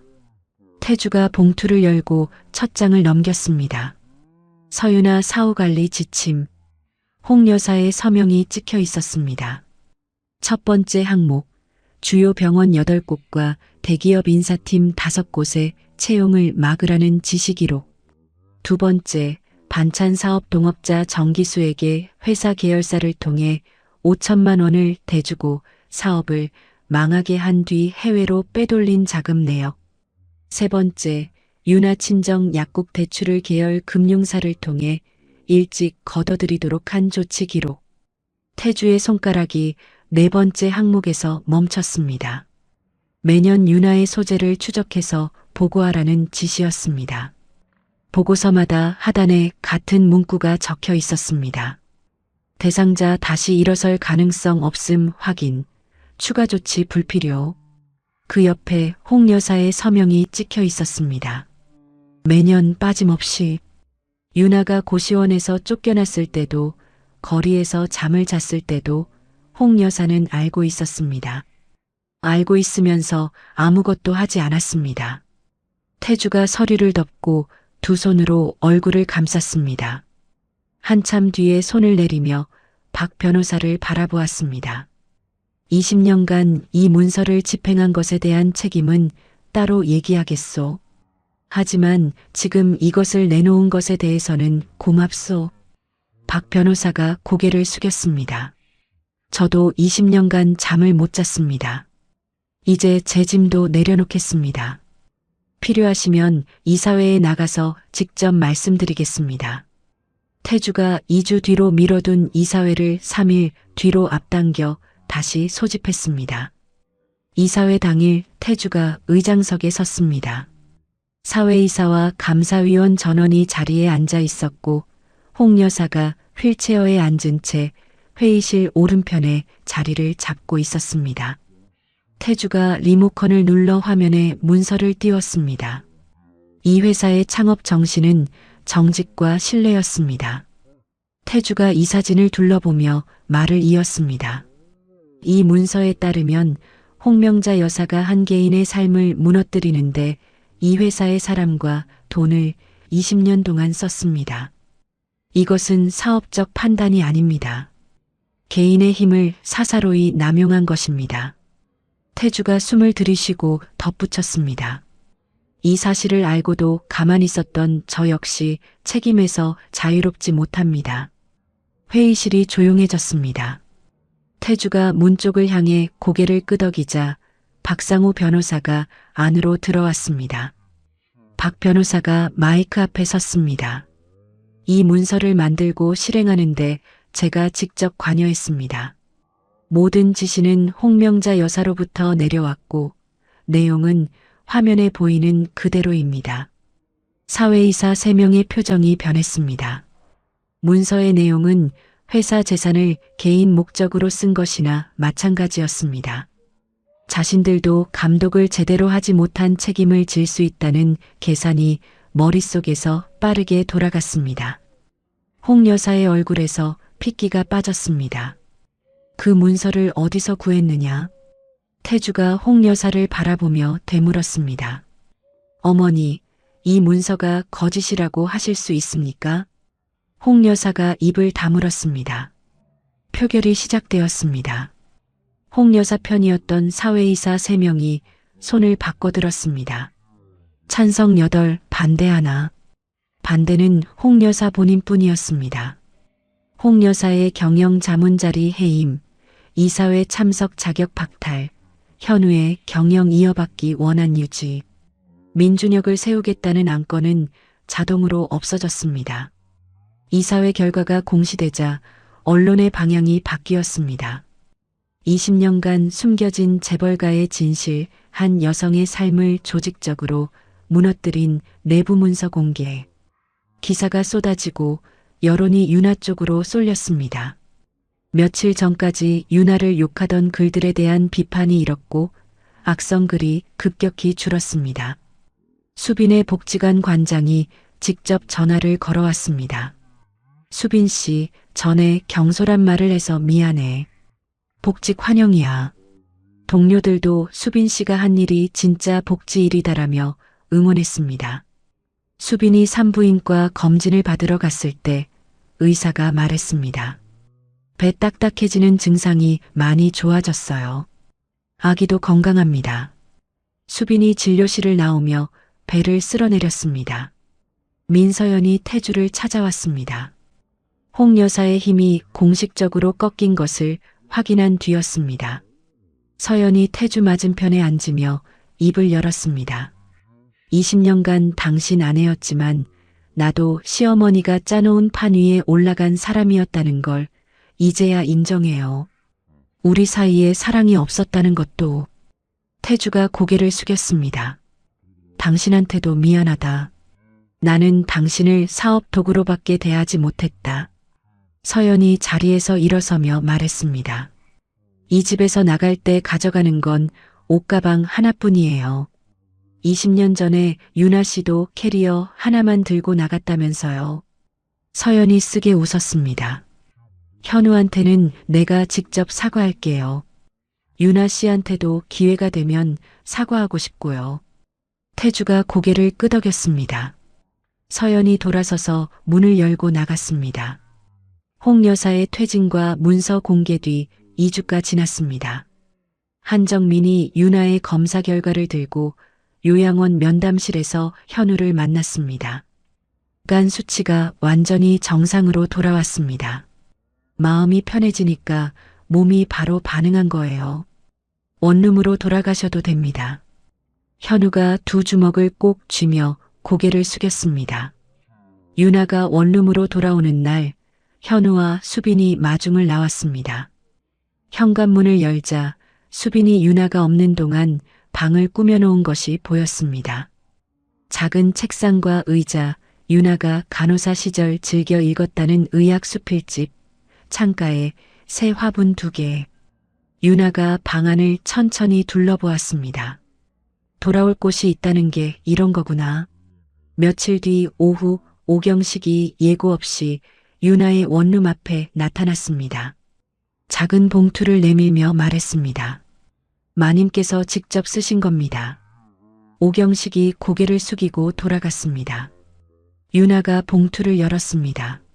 안에 홍 여사의 글씨로 2줄이 적혀 있었습니다. 네가 현우를 지키려고 떠난 거라는 걸 나도 알고 있었다. 그래서 더 무서웠다. 나보다 강한 사람이 이 집안에 있으면 안 됐다. 유나가 편지를 무릎 위에 내려놓고 창밖의 가을 하늘을 한참 바라보았습니다.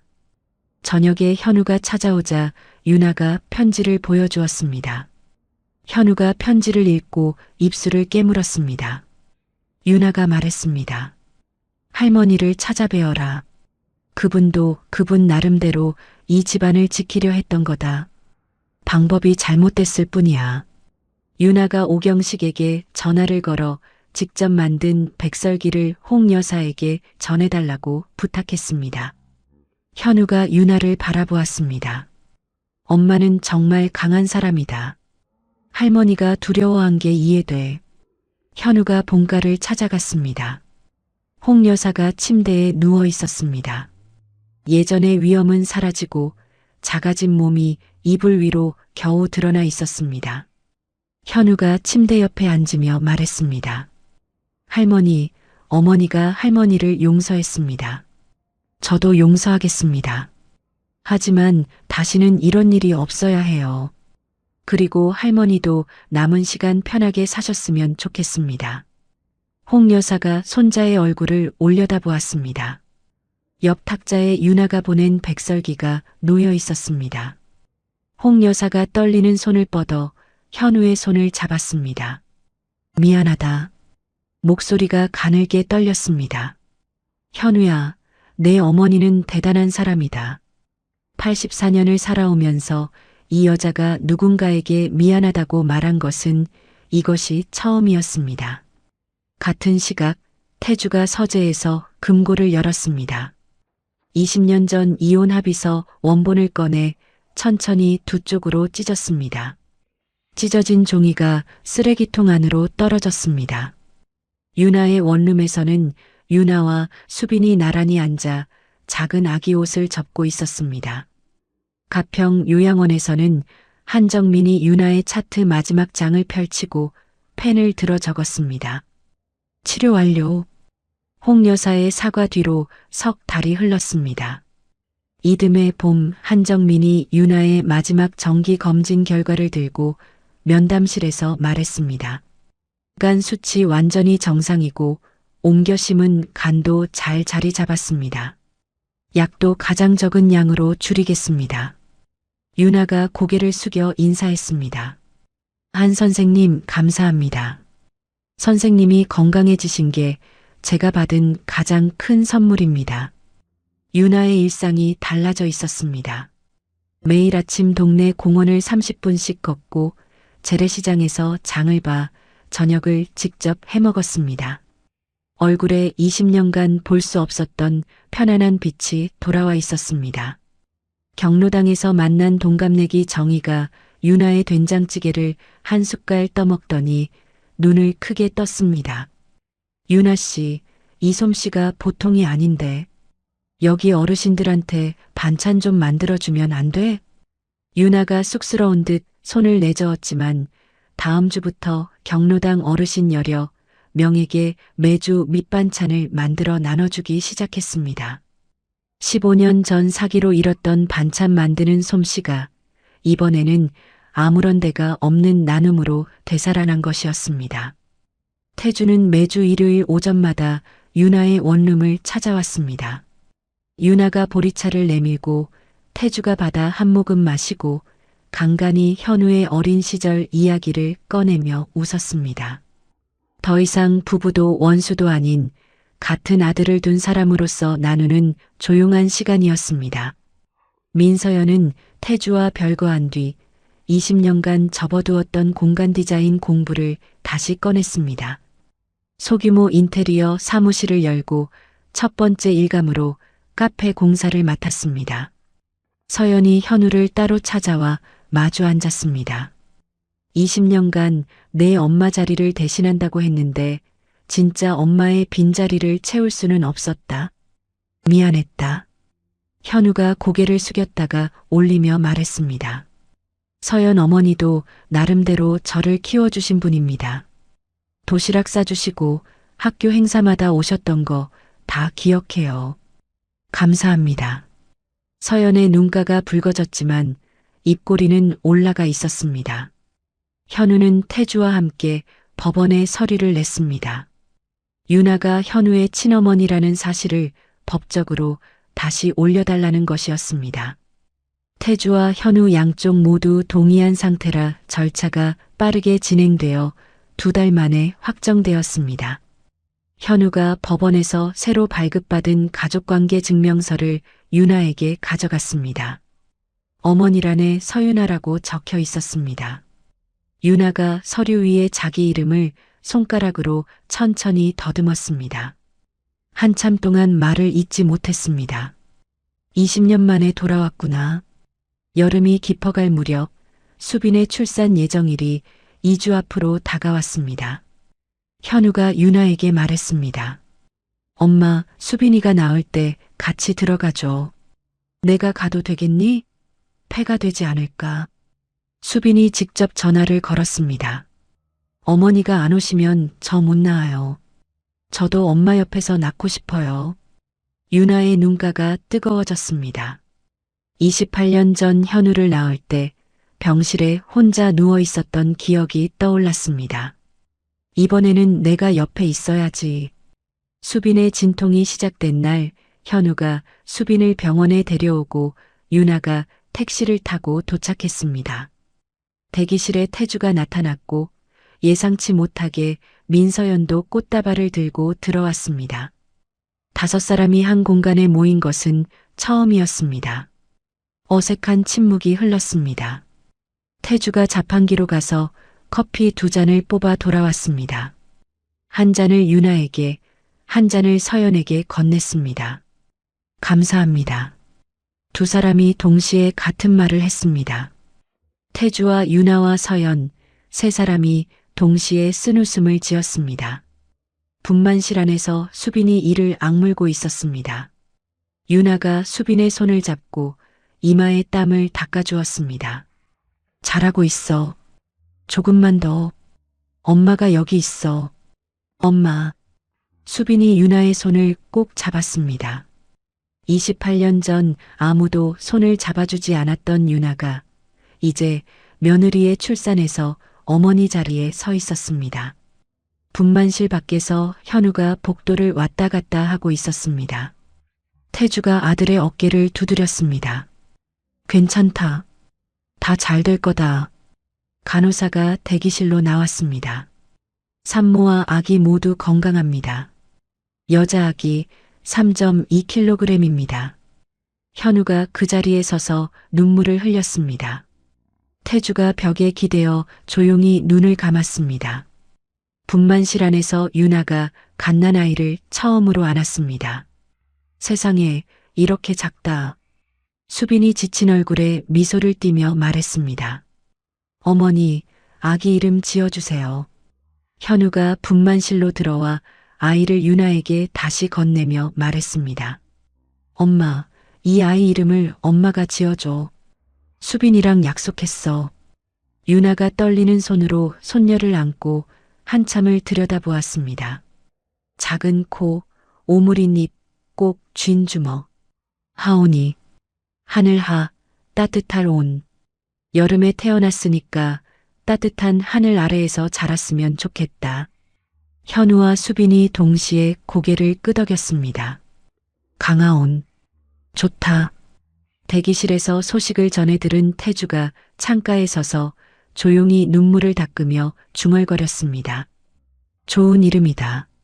하온이의 100일잔치 날 유나가 새벽 5시에 일어나 미역국을 올리고 백설기를 찌고 잡채와 잔치국수를 만들었습니다.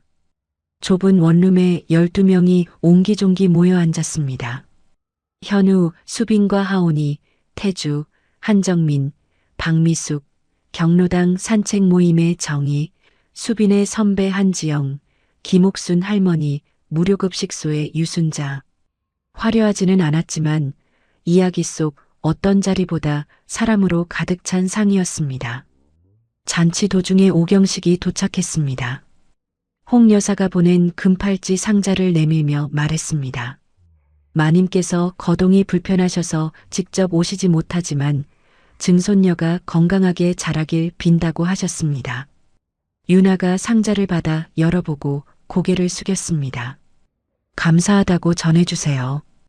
유나가 부엌으로 가서 백설기 한 접시를 담아 오경식에게 건넸습니다. 이것도 마님께 전해주세요. 오경식이 깊이 고개를 숙이고 돌아갔습니다. 잔치가 끝나고 손님들이 돌아간 뒤 현우와 수빈이 하온이를 유모차에 태우고 유나와 함께 동네 공원을 산책했습니다. 엄마, 이번 추석에는 온 가족이 같이 모이자. 아버지도, 한정민 선생님도, 미숙 이모도. 유나가 온 가족이라는 말을 가만히 되뇌었습니다. 그래, 온 가족이 모이는 거 참 좋겠다. 유모차 속 하온이가 할머니의 목소리에 방긋 웃었습니다. 원룸까지 바래다 주는 길에 유나가 아들에게 말했습니다. 20년 전 떠날 때 가장 무서웠던 건 가난도 외로움도 아니었어. 네가 엄마를 원망하면서 살까봐 그게 가장 무서웠어. 매일 밤 잠을 못 잤다. 현우가 걸음을 멈추고 유나를 바라보았습니다. 원망한 적 없어. 다만 보고 싶었어. 매일. 학교에서 다른 애들이 엄마랑 손잡고 오는 거 볼 때마다. 현우가 유나를 안았습니다. 유나의 이마가 아들의 어깨에 닿았습니다. 두 사람 모두 아무 말이 없었습니다. 주차장으로 돌아온 현우가 차에 올라탔습니다. 수빈이 뒷좌석에서 하온이에게 젖을 물리고 있었습니다. 수빈아, 고마워. 네가 아니었으면 엄마를 못 찾았을 거야. 찾은 건 당신이야. 나는 길 안내만 한 거지. 두 사람이 하온이를 카시트에 눕히고 집으로 향했습니다. 1년 뒤 가을, 돌을 맞은 하온이가 유나의 원룸 거실 한가운데 서 있었습니다. 유나가 두 팔을 벌렸습니다. 이리 와, 하온아. 할머니한테 와. 하온이가 짧은 다리를 비틀거리며 한 발, 두 발 내디뎠습니다. 유나의 품 안으로 쏙 안겼습니다. 수빈이 휴대폰으로 이 장면을 찍으며 웃었고 현우가 옆에서 박수를 쳤습니다. 태주가 보내준 돌잡이 상이 한쪽에 차려져 있었습니다. 하온이가 잠든 뒤 현우와 수빈이 돌아가고 혼자 남은 유나가 창가에 앉았습니다. 옆 탁자에 낡은 봉투가 놓여 있었습니다. 20년간 간직했던 현우의 영아기 사진, 떠나던 날 베개 밑에 넣은 편지, 그리고 보내지 못했던 두 번째 편지가 담긴 봉투. 그 옆에 하온이의 돌 사진과 백일잔치 때 온 가족이 함께 찍은 단체 사진이 나란히 놓여 있었습니다. 유나가 낡은 봉투를 가슴에 안고 조용히 미소 지었습니다. 잘 돌아왔다. 원룸 창가의 불빛이 동네의 다른 집들의 불빛 사이에 하나로 섞여들었습니다. 때로는 가장 먼 길을 돌아온 사람이 가장 따뜻한 자리에 앉게 됩니다. 20년이라는 시간은 사람 하나를 완전히 무너뜨리기에 충분한 시간이었습니다. 하지만 그 20년이 끝내 지우지 못한 것이 하나 있었습니다. 떠나는 새벽, 아이의 손가락을 하나씩 떼어내면서도 끝까지 놓지 못했던 마음. 보내지 못한 편지를 20년간 가슴에 품고 살았던 그 마음. 유나는 모든 것을 빼앗겼지만 딱 하나 빼앗기지 않은 것이 있었습니다. 아들을 향한 마음이었습니다. 그리고 그 마음이 결국 누더기 차림으로 결혼식장 앞에 서게 만들었고 그날 바닥에 떨어진 낡은 봉투 하나가 20년간 감춰진 진실의 문을 열었습니다. 돌이켜보면 이 이야기에서 가장 강한 사람은 재벌 회장도 철의 여인 홍 여사도 아니었습니다. 아무것도 가진 것 없이 맨발로 서 있던 한 어머니였습니다. 자신을 파괴한 사람에게까지 백설기를 보낼 수 있었던 그 마음의 힘 앞에서 80년 넘게 고개를 숙인 적 없던 홍 여사가 처음으로 미안하다고 말했습니다. 때로는 가장 먼 길을 돌아온 사람이 가장 따뜻한 자리에 앉게 됩니다. 오늘 이 이야기가 여러분의 마음에 조금이라도 남았으면 좋겠습니다. 이야기를 끝까지 들어주신 분이 계시다면 잘 들었다고 댓글 하나만 남겨주세요. 감사합니다. 건강하게 지내. 구청 민원실에서 이혼 신고서를 제출하고 나온 아내는 딱 그 한마디만 남기고 택시를 탔습니다. 택시가 떠나고 정우는 멍하니 그 자리에 서 있었습니다. 그리고 사무소로 돌아가는 길, 아버지 회사 로비 유리병 너머로 사원증을 목에 건 정장 차림의 여자가 보였습니다. 1시간 전 이혼 도장을 함께 찍은 전처였습니다. 수아는 정우를 보고도 짧은 눈인사만 건넨 채 동료들과 셔틀버스에 올라탔습니다.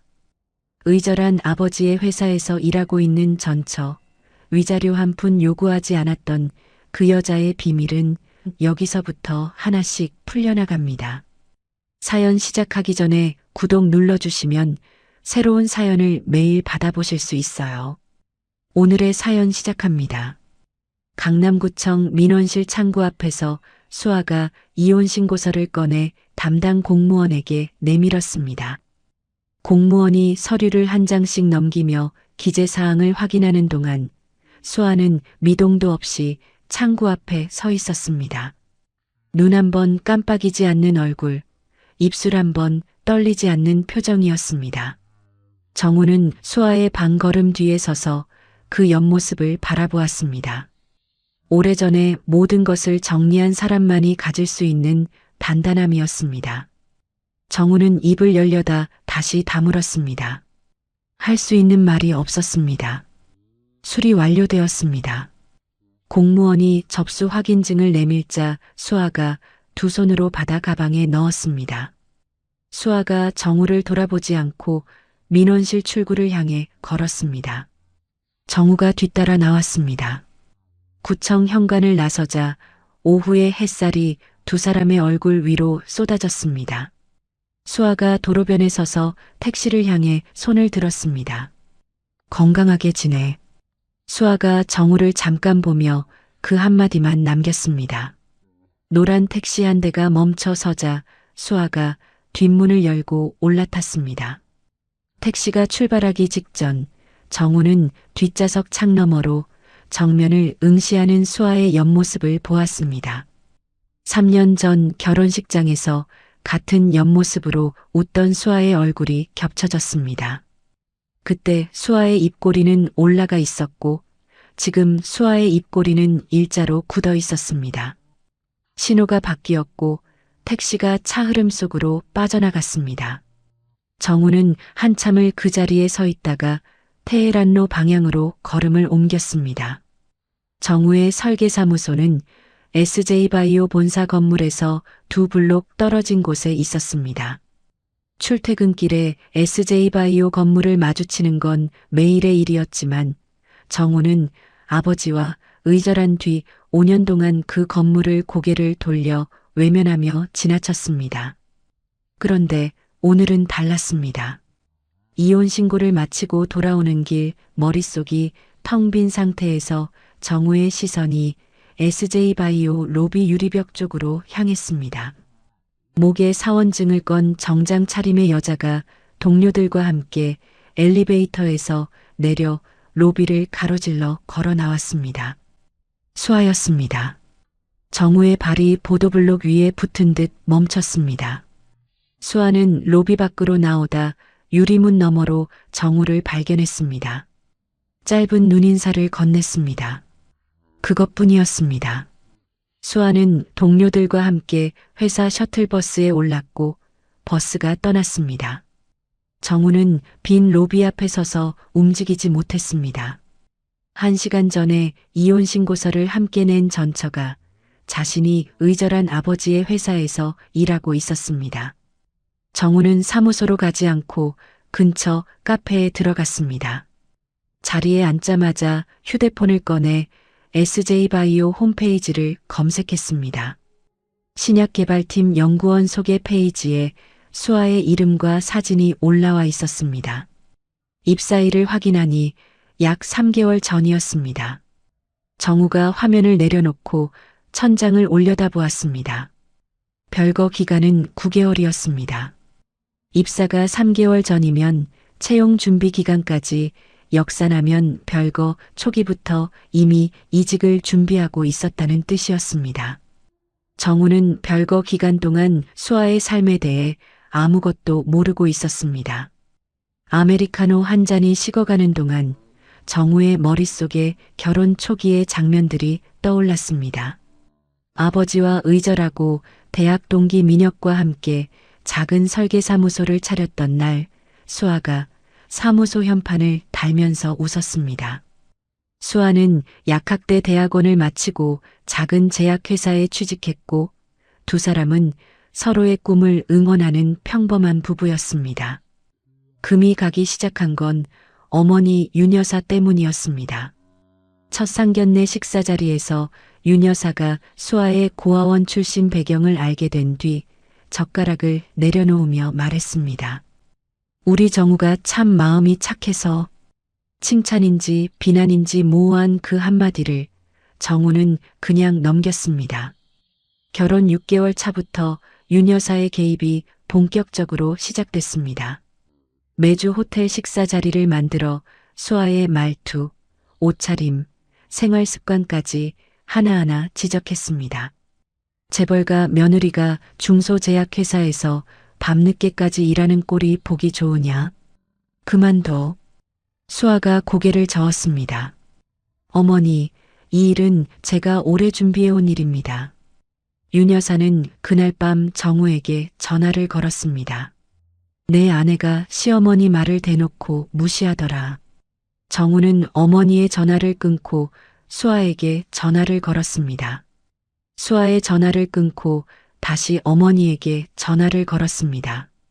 어느 쪽에도 분명한 말을 하지 못했습니다. 정우는 스스로 중립이라고 생각했습니다. 수아에게 그 중립은 남편이 나를 지켜주지 않는다는 절망이었고 윤 여사에게는 내가 하는 일이 허락된 것이라는 확인이었습니다. 결혼 1년 반이 지났을 때 수아가 연구하던 신약 후보 물질이 학회에서 주목을 받기 시작했습니다. 윤 여사는 그 소식을 듣고 얼굴을 일그러뜨렸습니다. 며느리가 바깥에서 이름을 날리면 집안이 어떻게 되겠느냐. 수아는 그날 밤 부엌에서 설거지를 하다가 수세미를 든 채 한참 동안 움직이지 않았습니다. 결혼 2년 차 윤 여사가 정우에게 단둘이 만나자고 했습니다. 이 결혼은 처음부터 잘못됐다. 제대로 된 집안의 여자를 다시 만나라. 정우는 아무 대답도 하지 못했습니다. 같은 시기 수아가 연구하던 신약 프로젝트가 회사의 자금난으로 중단됐습니다. 결혼도 일도 동시에 무너져 내리고 있었습니다. 프로젝트가 중단된 직후 수아는 대학원 시절 지도교수였던 강도연 교수를 찾아갔습니다. 강 교수는 수아의 실력을 누구보다 잘 아는 사람이었습니다. 다른 곳을 알아봐라. 내 연구를 이어갈 수 있는 곳으로. 강 교수가 업계 소식 하나를 전했습니다. SJ바이오가 수아의 전공 분야에 대규모 투자를 준비하고 있다는 것이었습니다. 수아는 그것이 전 남편 아버지의 회사라는 걸 알았습니다. 가슴이 복잡해졌지만 연구자로서 그 기회를 외면할 수는 없었습니다. 결혼 3년 차 윤 여사에게서 전화가 왔습니다. 정우가 맞선을 볼 거다. 수아는 전화를 끊고 한참을 가만히 앉아 있었습니다. 정우에게 확인하지 않았습니다. 그날 저녁 수아가 현관에 캐리어를 끌고 나오며 말했습니다. 더 이상 내 옆에서 망가지고 싶지 않아. 정우가 뒤늦게 어머니에게 전화를 걸어 맞선 이야기가 사실이냐고 물었을 때 윤 여사는 코웃음을 쳤습니다. 거짓말 하나에 확인도 안 하고 떠나는 여자가 무슨 진심이 있겠느냐. 정우는 수아에게 연락을 시도했지만 수아는 이미 번호를 바꾼 뒤였습니다. 정우는 수아의 새 번호를 찾아내려는 시도를 하지 않았습니다. 떠나는 게 수아를 위한 일이라고 스스로에게 말했습니다.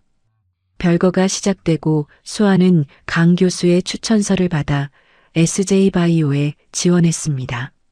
서류 전형을 통과하고 2차례 면접을 거쳐 약 2달 만에 채용이 확정됐습니다. 서진호 회장은 인사팀의 최종 보고에서 수아의 이름을 보았습니다. 전 며느리라는 걸 알았지만 입을 열었습니다. 채용 기준에 맞으면 진행해. 윤 여사에게는 알리지 않았습니다. 알리면 반드시 막을 것을 알았기 때문입니다. 수아는 입사 후 3개월간 연구에만 몰두했습니다. 정우에게 이직 사실을 알리지 않았고 이혼 협의는 수아 측 변호사를 통해서만 진행했습니다. 위자료도 재산 분할도 필요 없습니다. 빚진 것도 받을 것도 없으니까. 정우는 수아의 단호함에 반론 한마디 하지 못하고 합의서에 서명했습니다. 카페에서 휴대폰 화면을 끈 정우가 사무소로 돌아왔습니다. 텅 빈 책상 앞에 앉았습니다. 별거 초기부터 이직을 준비한 것, 위자료 한 푼 요구하지 않은 것, 이혼 직후 회사 로비에서 보았던 그 당당한 걸음걸이가 하나의 메시지처럼 정우의 머릿속을 채웠습니다. 잃어버린 건 아내가 아니었습니다. 아내를 지킬 수 있었던 수많은 순간이었습니다. 그날 저녁 정우가 민혁에게 전화를 걸었습니다. 오늘 SJ바이오 앞에서 수아를 봤어. 뭐? 거기서? 민혁은 정우가 재벌가 아들이라는 사실을 아는 유일한 사람이었습니다. 잠시 침묵이 흐른 뒤 민혁이 말했습니다. 복잡하게 생각하지 마. 내 일에 집중해. 정우가 전화를 끊었습니다. 불을 끄고 침대에 누웠지만 잠이 오지 않았습니다. 눈을 감으면 수아의 사원증과 정장 차림이 어둠 속에서 선명하게 떠올랐습니다. 민혁이 잠시 수아와 정우의 이야기가 끝났습니다. 이혼 신고서를 내던 날 아버지 회사 로비에서 전철을 마주쳤던 그 순간부터 두 사람의 인생은 다시 엮이기 시작했습니다. 결혼 3년 동안 서로를 지키지 못했던 두 사람이 이혼이라는 가장 큰 실패를 겪고 나서야 비로소 상대방을 제대로 바라보게 되었습니다. 수아는 끝까지 자기 힘으로 일어섰고 정우는 뒤늦게나마 도망치지 않는 법을 배웠습니다. 화려한 재벌가의 이야기처럼 보이지만 결국 이 두 사람이 찾아낸 건 아주 평범한 것이었습니다.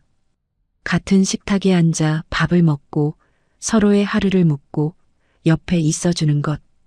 처음 결혼했을 때는 몰랐던 그 단순한 것들이 한번 잃어본 뒤에야 얼마나 소중한지 알게 된 거죠.